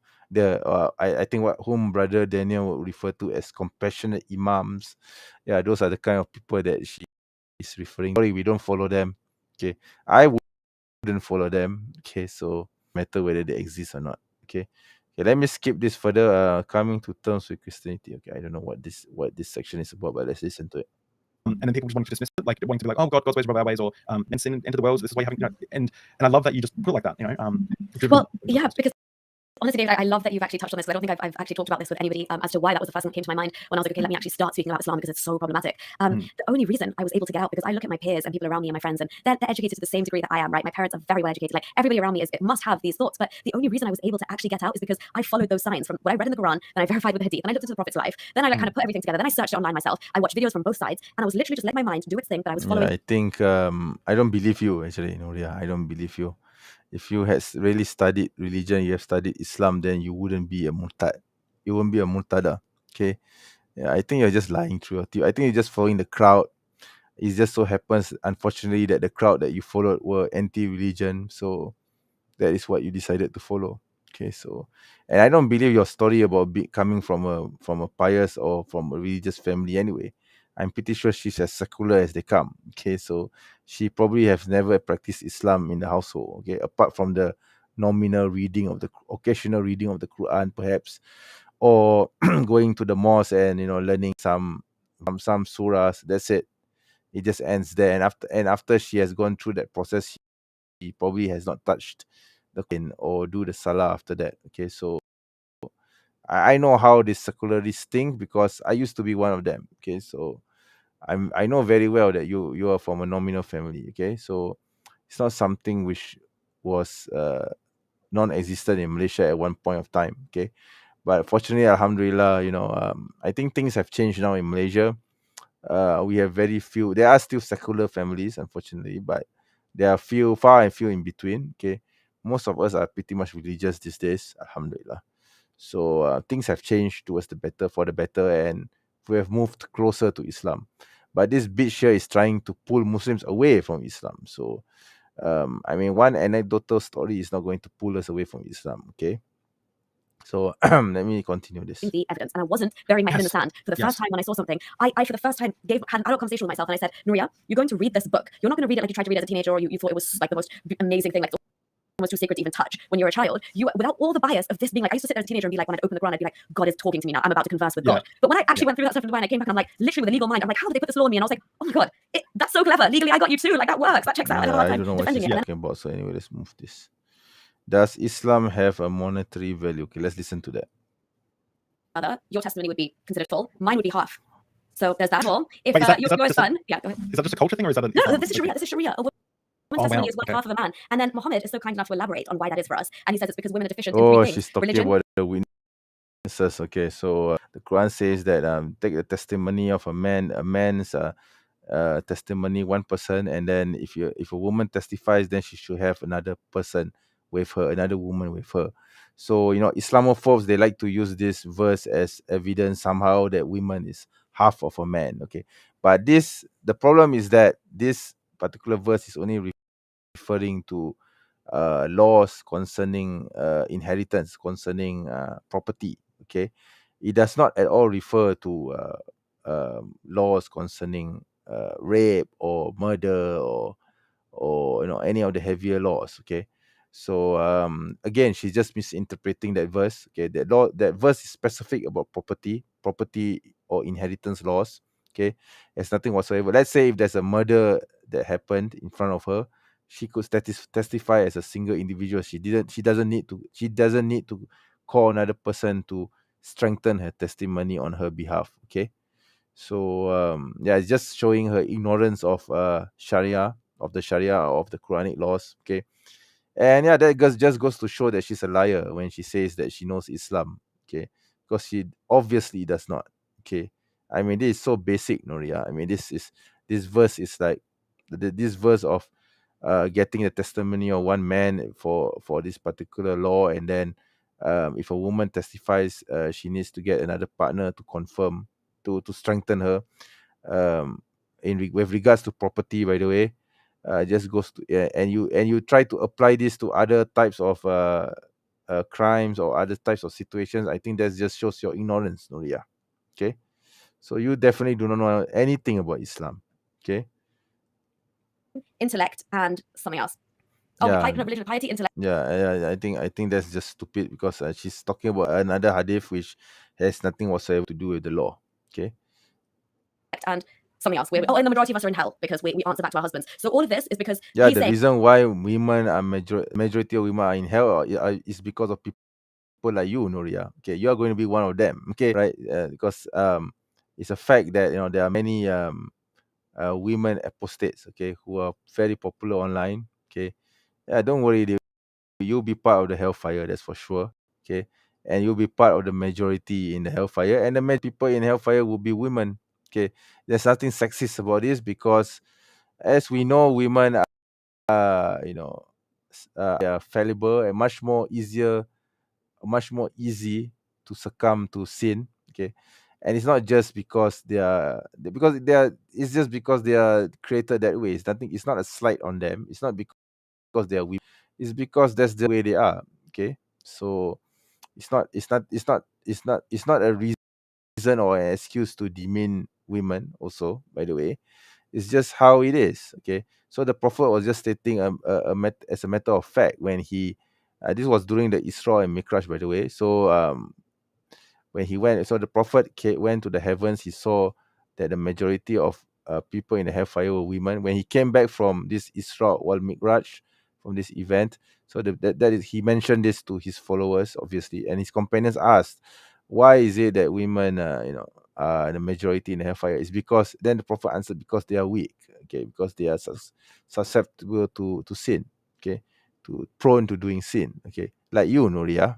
Okay, so yeah, so the prophet did not actually say that it's not actually trying to demean women or anything of the sort. He's just saying it as a matter of fact. That's just how it is. That's just how the world works. Okay, it's not because you are women. It's because that's just how it is. Okay, if the number of men outnumber the number of women in the hellfire, I don't think the prophet would say, oh no, I didn't see any men in the hellfire. I only saw women.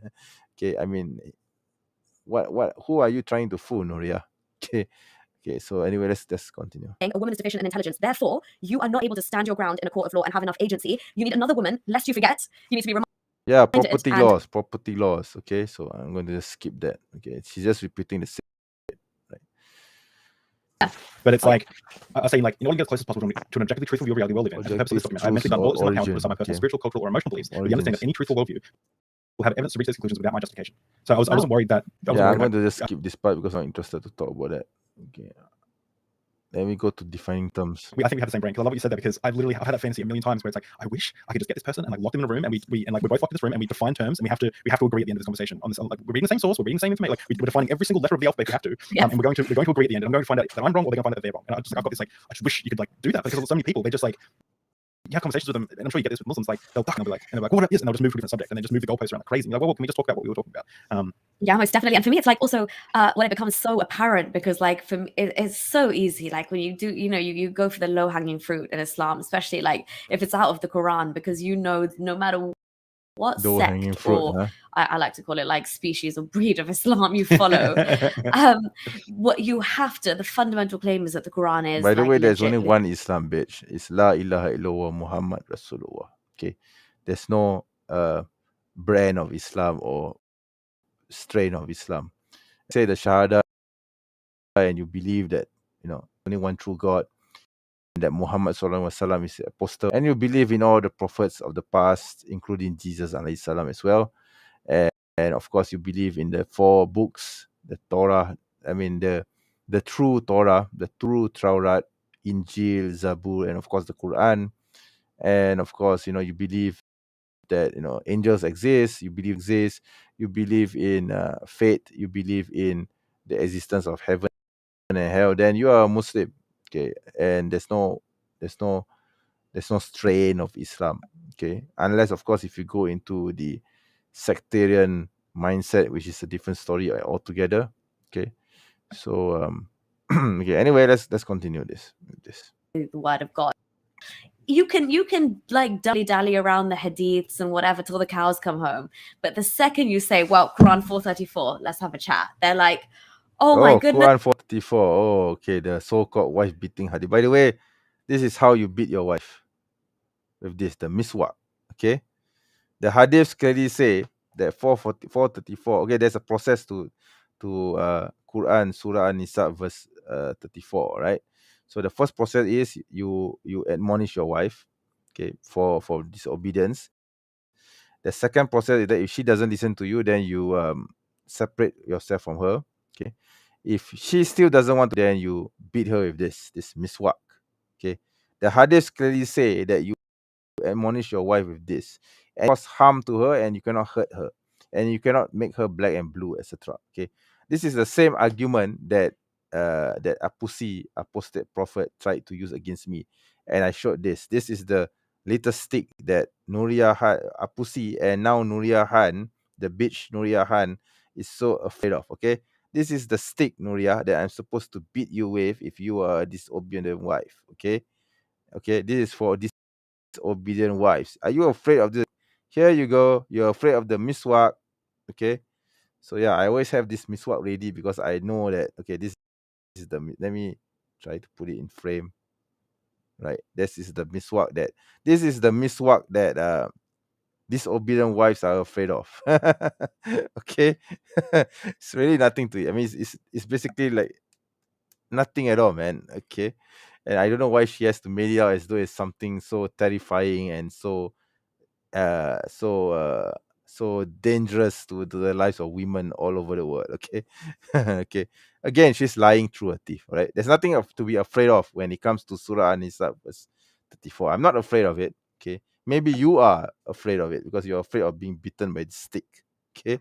No, let's not have this conversation. Like each religion, everyone's is their own. Yeah. And they literally, you see the panic tactics that are ensuing because panicking. if they confront the very, I'm not panicking at all. there's something in there that might be, it just morally reprehensible, but also uncomfortable for you as an individual living in 2022 with your mind and the way you treat your own family and your views and your morals and your politics and everything, for you to think that your Allah could have screwed up that badly. No, Allah does not screw up, but you did. Okay, you have screwed up because human beings screw up, but not God. Okay, please don't be devious, Nuriyah. Okay, you little bitch. Okay. So like I honestly, just back to what you were saying as well, sometimes when a video comes out of mine and it's doing really well, like even my video, I one of don't my even first ones bother watching your channel, Nuriyah. I don't know what you're talking about feminism and Islam, that's an oxymoron. Yeah, there's no such thing as feminism in Islam, okay? So it doesn't matter. Doesn't matter what you think about feminism in Islam, because I don't believe that feminism exists in Islam, and I think feminism is actually anathema to Islam, okay, because it goes against Islam itself, okay, the very core of Islam itself. Yeah. she obviously like she's just a beautiful like individual. She just obviously wants the best for her child, right? She was so excited like for me, and I was like, Mom, actually, like, please don't watch it, because I was scared. Like, I know how much her faith means to her, and whatever cotton candy version of Islam that she Yeah, I don't know what BS trying to say here, so let's just move it in front. Okay, anyway, before I continue, I'm going to read the comments again. I think brother Sydney Football just came back from his match. I hope you had a good match, okay? Right, so let me see if I can read this. Yeah, sorry, I'm coming out. I just come back from training. Oh my God, that sounds painful. I hope that you recover from that. Yes, I pretty much I very well understand how strenuous that could be. All right. Brother Sydney Football again. Did she even attempt to make a new Islamic instead of nah, she's just repeating the same shit over and over again. Okay. I'm having fun blaspheming her name. So to speak. Okay. I'm having fun insulting the bitch. Okay. The whoring little bitch. Okay. Hey, don't blaspheme you. Yep, exactly. She just tried to blaspheme. Okay. And of course I gave her a piece of my mind. Okay. I dare her to blaspheme in front of a Muslim. Yeah, she should try that. Okay, she should actually try that in Malaysia, because if she does that in Malaysia, then immediately she'll be cut off to the nearest jail, and we will in a dungeon and throw away the key.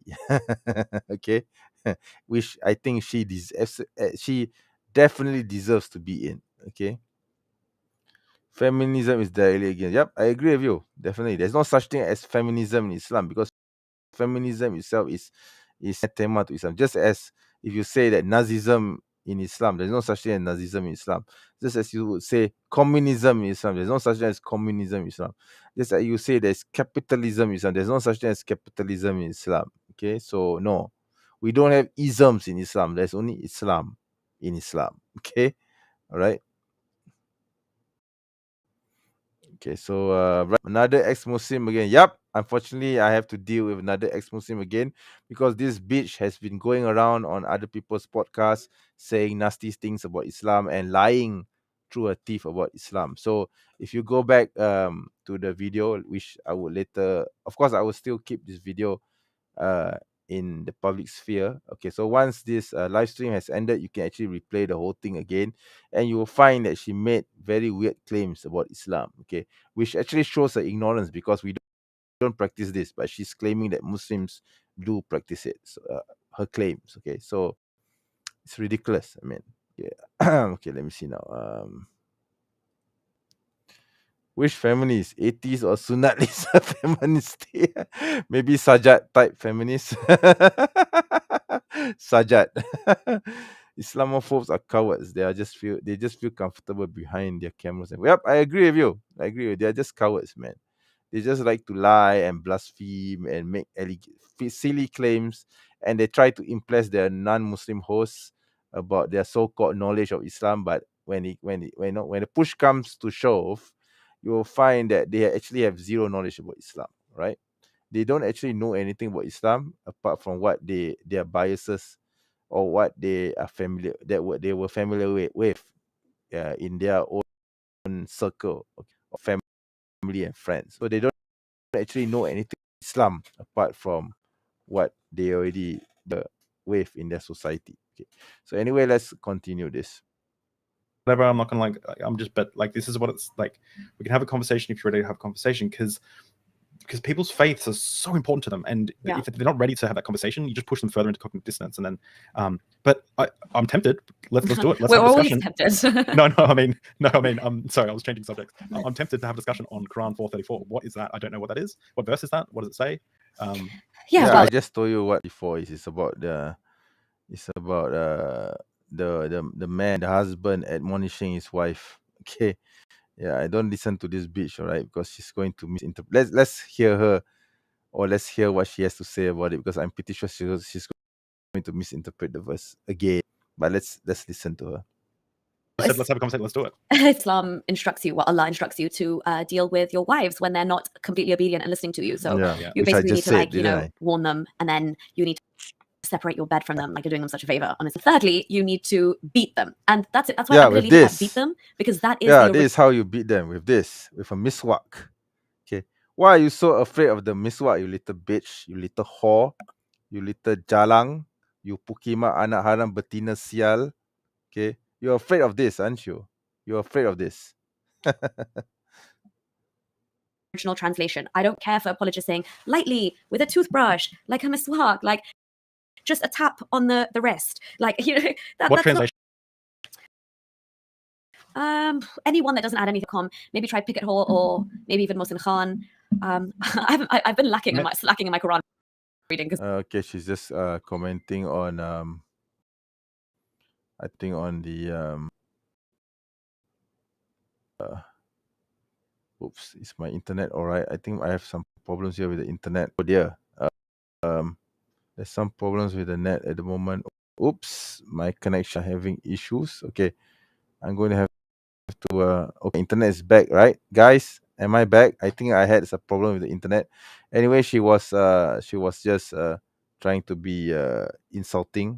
Okay, there's nothing interesting here. So I'm just going to go in front again and let me see if I can Daraba translates listen this. to like beat and strike. Right. And the way that they would do it back in the day, in those glorious days, according to Islam, the days before Islam were ignorant days, but Islam has it all sussed out. So what they would do is they would beat them similarly to how they would like tame that like cattle. So they She's would just making up stories. I never heard anyone beating their wives like cattle. Okay, so that's just ridiculous. get the branches of the date trees, and that's the same thing I was saying about the policeman earlier. You use a bit of it to like clean your teeth, but you can a whip like thing. Okay. So it's like almost like a whip, but you're like A whip? You're saying miswak is a whip? This is a whip? Oh my god, she's an idiot, man. I think she's starting to make up stories at this juncture, man. I say here. Okay, oh dear, my internet is having issues again. Hello, can anyone see me? Mic working? Oops, connection issues. Okay, it's back again. Sorry for the internet disruption. I think there's some disruption here going on. I'm going to try to hasten things here. Okay. Let me see the comments. Okay. I bet she supports freedom of choice for women to wear whatever they want, but doesn't support burqa. Yep, I'm pretty sure she's that type. Yeah. Oh, X again. Entah dah mutat lama. Lepas tu tunggang atas nama Agnostic. Yep, definitely. Yeah, most likely she wasn't practicing Islam back in her younger days anyway. And then when she found out that it's quite fashionable for someone to be caught and then online, so she decided to wear the ex-Muslim label.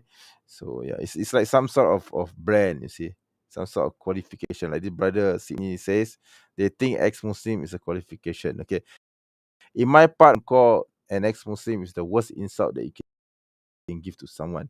I don't understand for Muslims in the West or former Muslims in the West wearing the name ex-Muslim as though as is some sort of badge of honor is such a big deal. Because if in Malaysia, especially if you call someone a murtad, that person is going to be very offended. He's going to feel insulted, very, very, very high insulted. Okay, so for Western Muslims, for Western ex-Western, I don't know. I don't want to say anything bad about the Western Muslims in general, but I think for some Westerners in some from a Muslim background, it seems to them that when they I don't know, maybe the brothers in the West can tell me why this is so, but it seems to me that the ex-Muslims in the West, they wear this brand this label very proudly. Okay, I don't understand why this is the case. I really don't. Okay, this guy for her. I could see that. I think this guy is probably infatuated her because yeah, she does have the look. Maybe that's the reason why. Okay. Well, she is a pretty woman. There's no shame in admitting this. Okay. Freedom without burqa sounds like sexist. Yeah, I mean, definitely. She provide the names of the scholar who say that it means washing. I'm pretty sure that she does not even know the name of any single scholar. I'm pretty sure she does not even know who Albani was, or I'm pretty sure she doesn't know who Ibn Taymiyyah was. I'm pretty sure she doesn't know who Ibn Hazm was. I'm pretty sure she doesn't know who Ibn Qayyim al-Jawziyah was.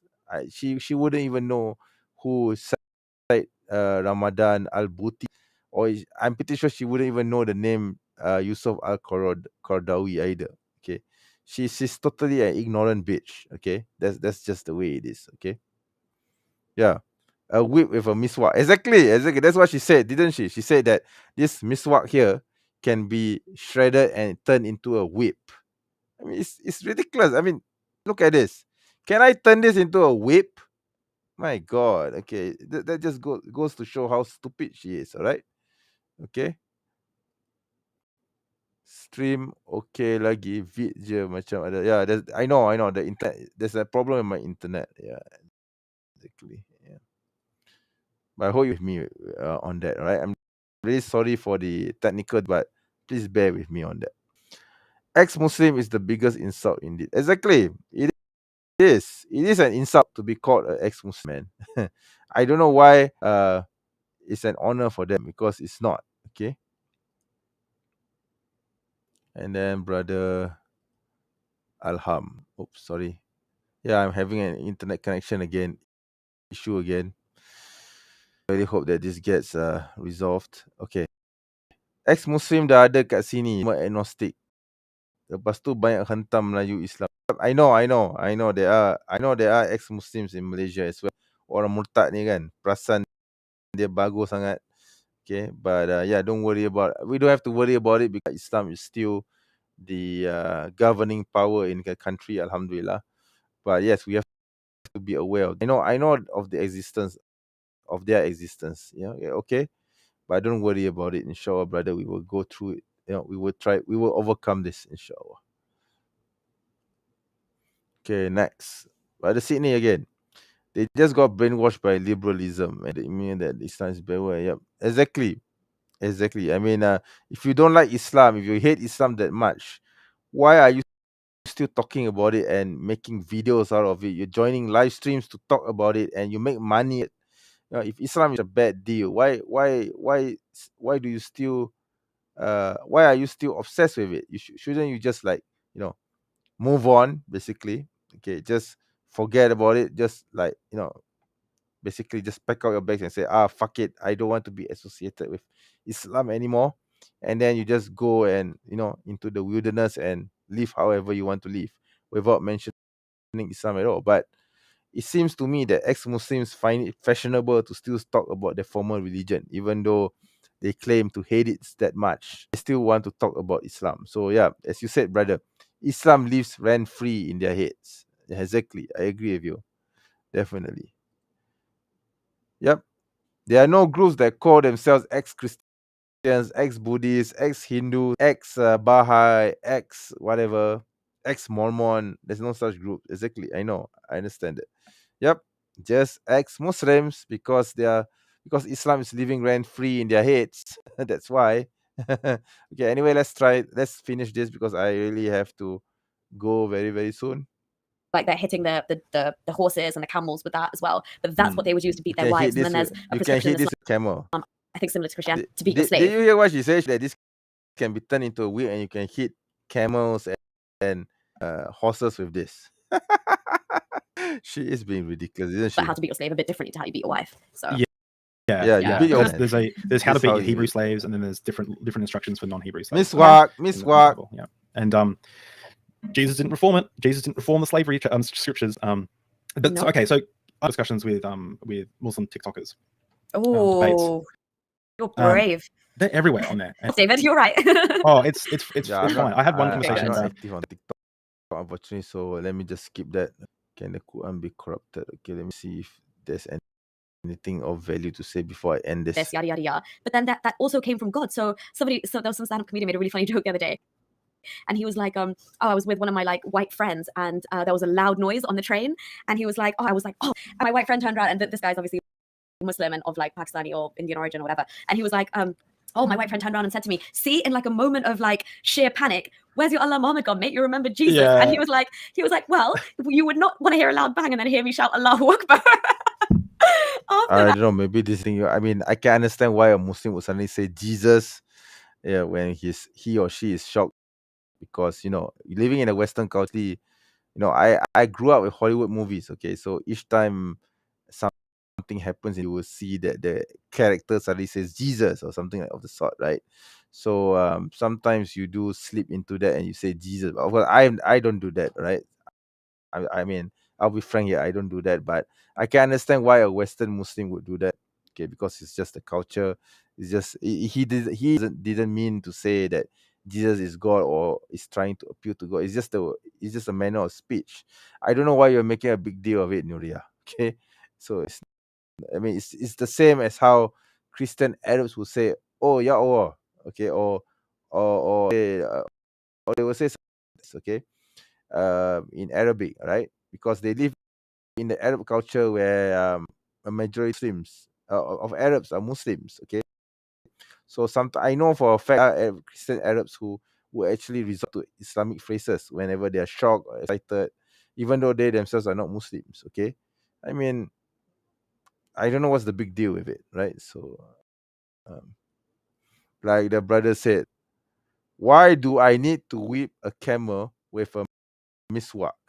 Exactly, yeah, exactly, right, all right. My God, yeah, I don't know whether she's serious or not, but I think she's just trying to impress her host because she knows that her host is ignorant about Islam and Islamic culture and Muslim culture. Sorry, so she's just pandering to him, and he's just being the ignorant buffoon that he just listens to whatever she says, right? Actually checking the facts. Okay. Oh, you get tackled Which is by like everyone. touche. Yeah, exactly. That's amazing. That's yeah. amazing. Oh So, yeah, but sorry. So the point was, he was basically saying that for Islam and Muslims, Jesus is like the vice captain of Islam because we Okay. do consider him a Messiah. So kind of Vice captain of Islam. I've never heard of any Muslim saying Jesus is the vice captain of Islam. Have you guys ever heard or have ever been taught that Jesus is the vice captain of Islam? Because I've never heard of this. I mean, do me, okay? If maybe I'm being ignorant here or something, or maybe there's something I don't know before. I mean, vice captain of what? Do you think that Islam of a football club where there's a need to have a captain and a vice captain and defenders and strikers and midfielders and wingers and wing backs? Yeah, sorry, it's just a football joke. I mean, what I mean, I don't understand what is that even supposed to mean? Yeah, exactly. Vice captain, vice captain. Yeah, exactly, brother. I don't get it. Jesus is the vice captain of Islam. I think that does she think that Islam is some sort of football club? So who's the captain then? who's then? I want to know who's the captain of Islam. Before we talk about Jesus being the vice captain of Islam, I would really love to know who the captain of Islam is. there's already Oh like a bit of gosh, she's so a catch-22 stupid, man. because yes, the scriptures have She's been such a corrupted as she's per such Allah, an but A-head. also Jesus is one of your top prophets. So, and Yeah. also then you completely disagree with what actual followers of Jesus believe Vice how he died captain. versus what the Quran says happened to him. So that's Oh, another point that's of a contention. new thing I say. Yeah, Jesus is the vice noticed that. I've had a captain few of conversations Islam. and watched a few. I've noticed that what they do online in these TikTok like apologetics, Muslim apologetics things is they get people to must be there probably is a creator. That's the first. As soon as they've got them on that point that there has to be a creator, then they move them to like all these like arbitrary points that they think point to Islam, which they do if you take all their idea, like you just believe everything they're saying. But like this one guy just wouldn't. I was like, no, I have no idea if there's a creator or not. And then he's like, well, you have to. He's like, where do we come from? I was like, we came from probably the same Yeah, I guess he's an agnostic then because he doesn't know. place you believe your God came from. You're agnostic. He's like, well, no, God just always was. I'm like, so why can't we say that about the universe? Like, I have no idea what happened before the Big Bang. I don't even know before the Big Bang is a sensible Yeah, statement. you're Like, I don't know agnostic. so give me some. I need some ammunition. Give me some hard hitting besides Quran 434. What are some other hard hitting? Because the only thing I could think of was the moon splitting in two. Yeah. Why are they still talking about 430? Resolve that like minutes ago. Why are they still talking about this in the 59-minute? I don't get it. Okay. Like, oh yeah, David, don't you know, David? Everyone was asleep at that time. Okay, they couldn't see it. Yeah. Everyone was fast asleep. I think Ali Dawah somebody said that. But yeah, let's fill up your armor. What can we give you? Okay, I'll think of. Because they'll all say there are no scientific inaccuracies in the Quran. And I'll say, well, are you kidding me? That's the what they all say. Quran They say says that like sperm comes from between the backbones and the ribs. Oh, that's not okay. true. That's another nonsense. The Quran doesn't say that sperm come from the ribs. Okay, it says that fluid came from the between the ribs. Okay, so this I wouldn't get into it too much. It's just that I'll just say that this is something which Islamophobes love to point out. Okay, but it's taken out of context. Okay, it's taken out of context. So I'm going to continue laughing at the vice captain thing. I'm going to share the comments. Yeah, I know. I'm laughing at it too. I've never heard of the vice captain of Islam. I've heard of the captain of Islam. I mean, can anyone answer this question? Who is the captain of Islam?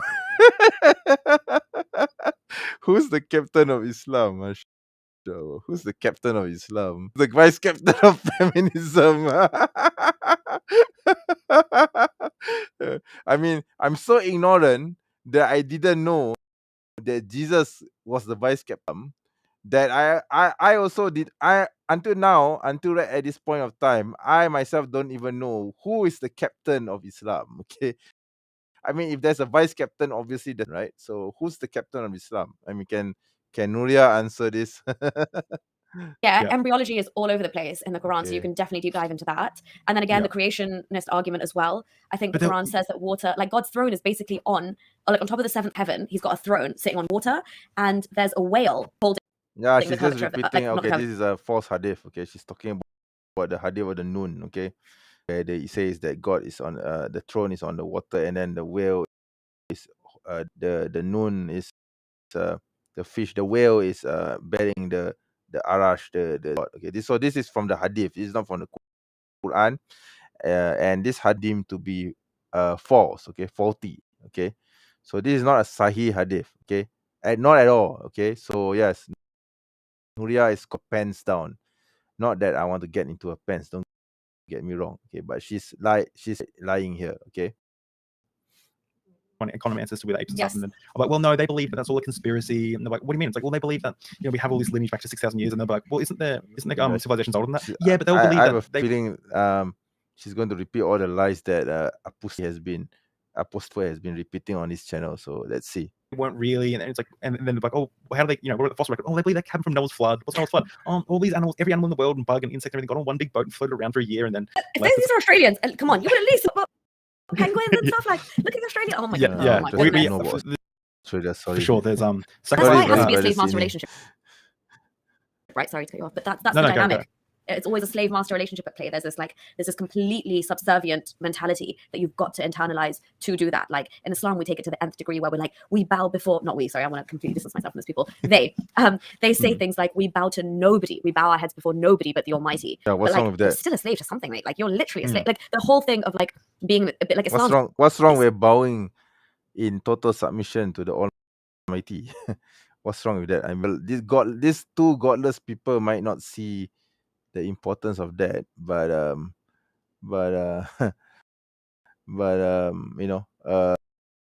I would say that bowing to the important for me, okay, because we are his servants, so we shouldn't go against our master, right? The master who created us all. If you two godless people don't believe in God, that's your problem, isn't it? Not our problem. Okay, an Islamic problem when you two godless idiots don't need the one true God that created us all, and you yourself, David, that you don't even know how the universe created, and I think you purposely do not want to know because you are afraid of going down that path where you have to admit that there has to be a creator that created us all. Okay, so yeah, I'm going to go and watch. It literally means Continue like this to be stupid video. subservient. Submission. Yeah, submission, exactly. Christians will say that Christianity is the only religion that God came down to us and loved us, like In God, flesh, Jesus. Yeah, yeah. I mean, that's not Islam. That is Christian theology. Sorry, we don't believe in a half-naked man coming to earth and dying at the cross for our sins. Okay, so that's Christian. Don't confuse us Muslims with Christians. Okay, It's going to be. I literally thought this is a manifest, beautiful, perfect religion that men in positions of power are just on a power trip, and they're misogynist, and that's them, and all those arguments you can buy into this, like culture, religion, blah blah blah. I would have taken all of those covers to protect, not face the truth. But when it was actually staring me in the eye, I'm like, no, this God sounds like one of those police officers. It really could interchange. yeah, I think she's talking about her experience before. Okay, okay, I think A huge audience, and like he did it without even stuttering. It like brain. It's like, it was a horrible word to say, but it's like just to light the seriousness protests. Like, no, this is a really big problem. Like, Okay, I he think I'm going tapped to out. have to end the his podcast here, not the stream. Sorry, end the video here. Okay, I think I've heard it. So yep, that's pretty much it. That's my reaction to that CD podcast involving the bitch, the Mutada, Nuriyah Khan, and her simping, bumbling, okay, who clearly does not even know the subject matter. Is he even hosting this podcast when he clearly doesn't have any knowledge about Islam, has zero understanding about Islam, and he's just simping to her and asking her to explain certain aspects of Islam, which she, of course, in her ignorance, she still tries to giving CD claims and making funny weird comments like Jesus is the vice captain of Islam. Okay, Jesus is the vice captain of Islam. Wow, and who's the captain? I didn't even know that Islam is a man. Okay, if Islam is a football club, be the striker. I want to be the okay. Brother Sydney football wing back or the winger. Okay, I want to be the striker for Islam. Okay, I want or number or be the false nine. Okay. So yeah, if Islam is a football club, then I want to be the false nine or the number 10. I want to wear the back for Islam FC. And yeah, I want to be the captain. Okay, I want to be the captain. I don't care who's going to be the vice captain, but I want to be the captain of Islam FC. Okay.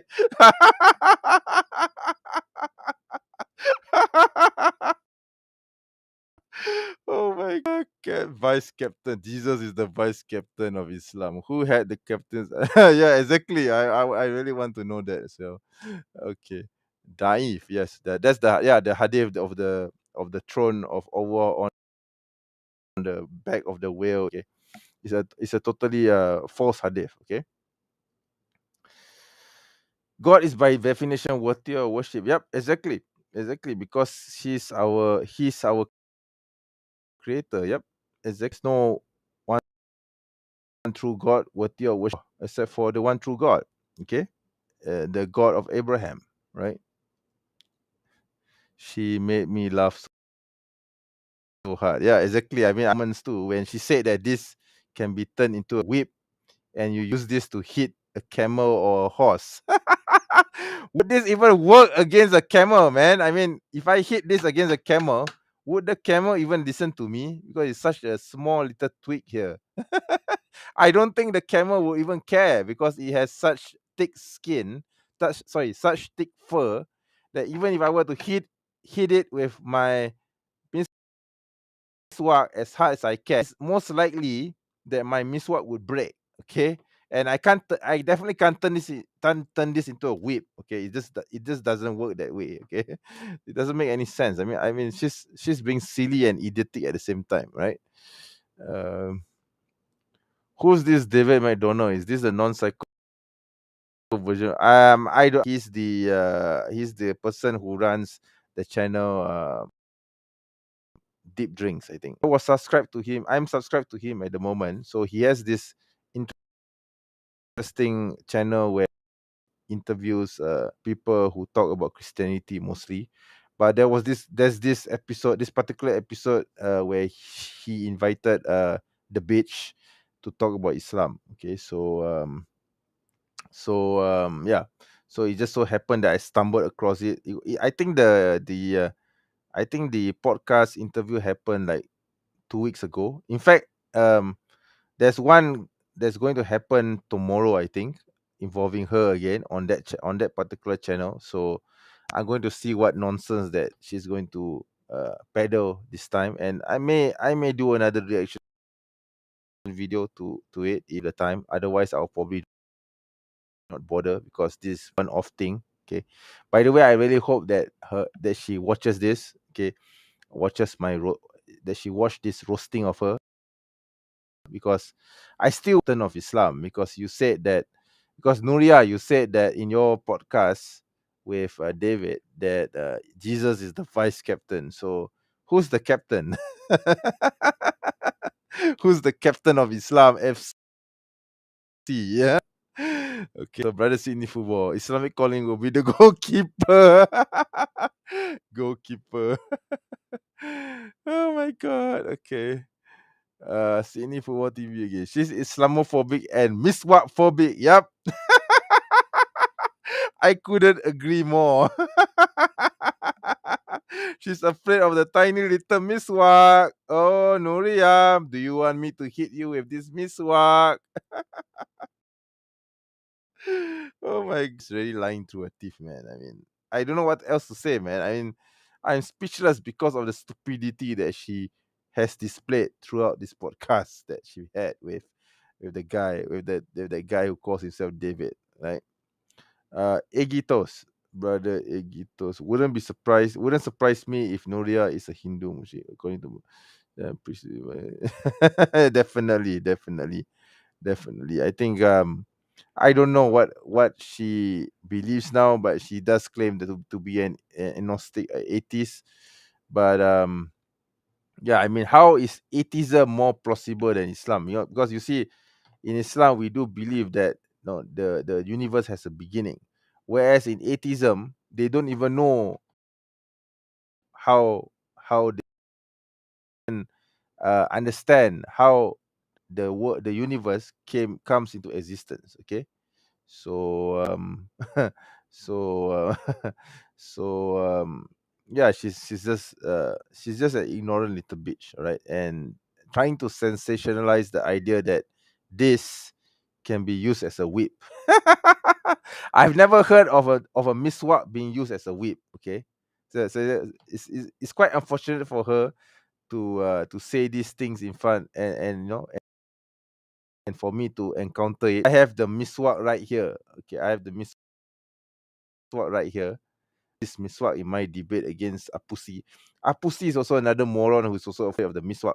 When I showed this in front of the camera, he was stunned and he couldn't reply to, you know, to my response to him with regards to this, because he also Surah An-Nisa verse 34 as well. So I told him this is the stick that you use to beat your wife with. Are you afraid of this little stick? So he couldn't answer that. Okay, he was just saying yada yada yada, and then he was just trying to brush off the issue. But the point is, this is the stick that you use to beat your wife with. Okay, in with regards to verse 34. Okay, why are you afraid of this little stick? This can be turned into a whip. Okay, and and for the first time in my life, I've heard uh this coming from her, that Jesus is the vice captain of Islam. Oh wow, vice captain. Okay, so Jesus is just playing second fiddle to the captain, right? So who's the captain? Okay, that's really stupid, man. I mean, I don't know what else to say, man. I bet atheism begins somewhere in World War II or maybe even before for political reasons. I think atheism actually began way earlier because of the reaction towards the Christian church. Okay, because the Christian church, the Catholic church especially, this was before the Protestant Reformation. Okay, so the Catholic church, if you read the history, you will find that, you know, the church the church authorities were very violent towards those who opposed the church. So there were those who rebelled against the church authority and they left Christianity. So because they don't know of Islam, unfortunately, so they decided to just reject God altogether, because for them Christianity is the truth, and therefore if Christianity is not true anymore, therefore more. So there's no alternative to that. Okay, unfortunately, you know, in medieval Europe, Islam has not reached to these regions, right? So yeah, maybe, perhaps, who knows, maybe if had Islam reached them way earlier, then perhaps they would have become Muslims, right? But I guess we will never know. Okay, but instead they became atheists and they rebelled against the church authorities. Okay, miswak can be used as a concealed weapon, stab to the eye. Oh wow, miswa, the super weapon. You know this lightsaber miswa. Okay, yeah. My secret weapon, the lightsaber miswa. Wow. I don't know why she's so afraid of the miswa, man. Yeah, this is the humor today. Yep. Yeah, I think brother Sydney Football, you have pretty much summarized what she has to say. Yeah, miswak is a dangerous weapon. Jesus is the vice captain of Islam, although we are not told who the captain is, and she left Islam because she wanted, and she didn't know how to do so. Okay, and she didn't know how to do so. She wanted to divorce her husband because didn't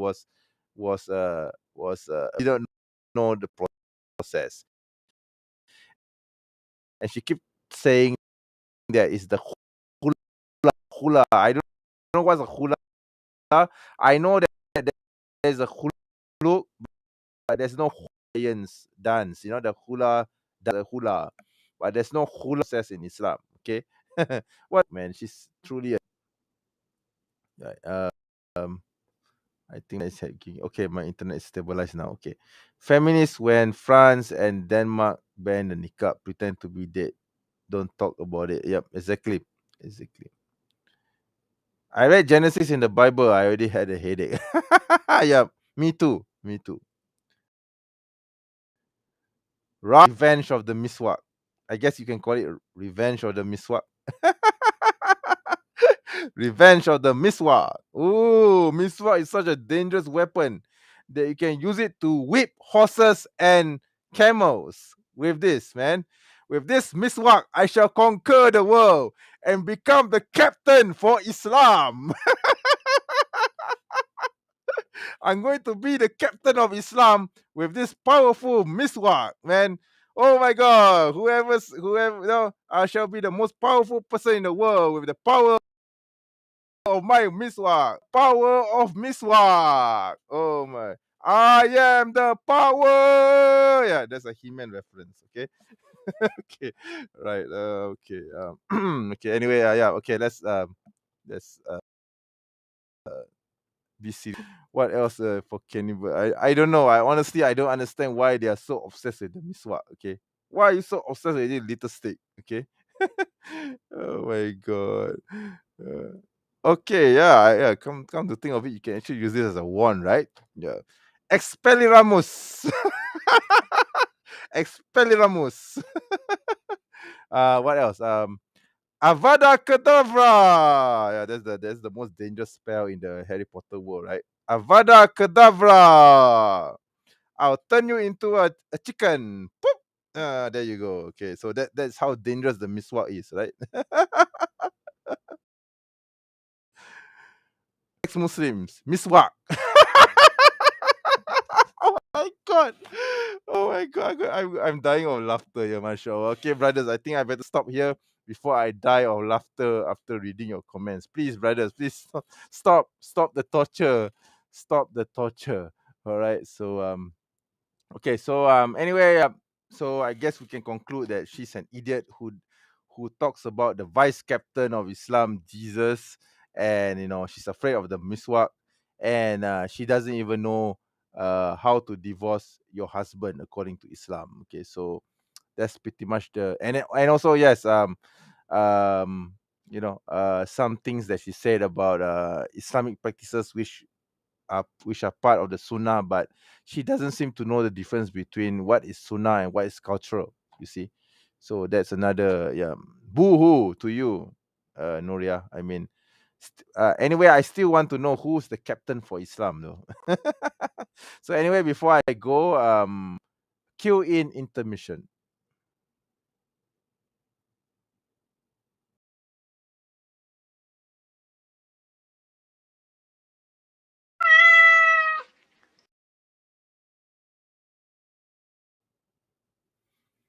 Right. So yes, thank you very much for watching my live stream. I hope that you have enjoyed it as much as I did.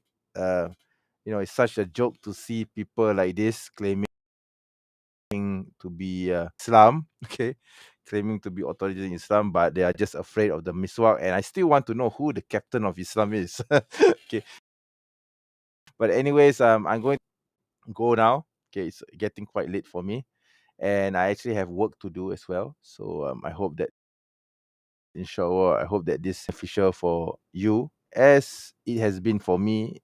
Well, not really for me, but it does open my third eye in realizing that these people, they are just truly clowns. Okay, and I don't think that I don't think they have an ounce of knowledge about Islam. Okay, they're just talking about Islam from their backside. Okay, basically, right? So okay, but anyway, before I go, your neighbors better be careful of ooh, my miswak, my dangerous miswak. Okay. All right. Thanks for the stream. Okay. Yep, you're welcome. Of course. All right. Okay. Good night to you. Right. Walaikum salam warahmatullah. Thank you, brother. All right. So yes, I'm going to have to end the stream, and thank you very much for those of you who have stayed all the way right until the end. I do appreciate your coming here. I'm sorry that I have to go now, right? But well, some good news in that I might do my regular live stream this weekend, inshallah, right? Same time in the morning at around no, I'm not sure, but I'll see. I'll see. But if not this week, then perhaps next week. Okay. Actually, come to think of it, I probably can't do it this week because my wife will be coming. Okay. To coming here from Johor. So I want to spend some time with my wife and my son. Okay. So my family basically. So I don't think I will have the time to actually do a live stream, a long live stream, which would take like 3 or 4 hours at least. So in any case, I have to go now because I have some things to do, and also I'm actually got my dinner.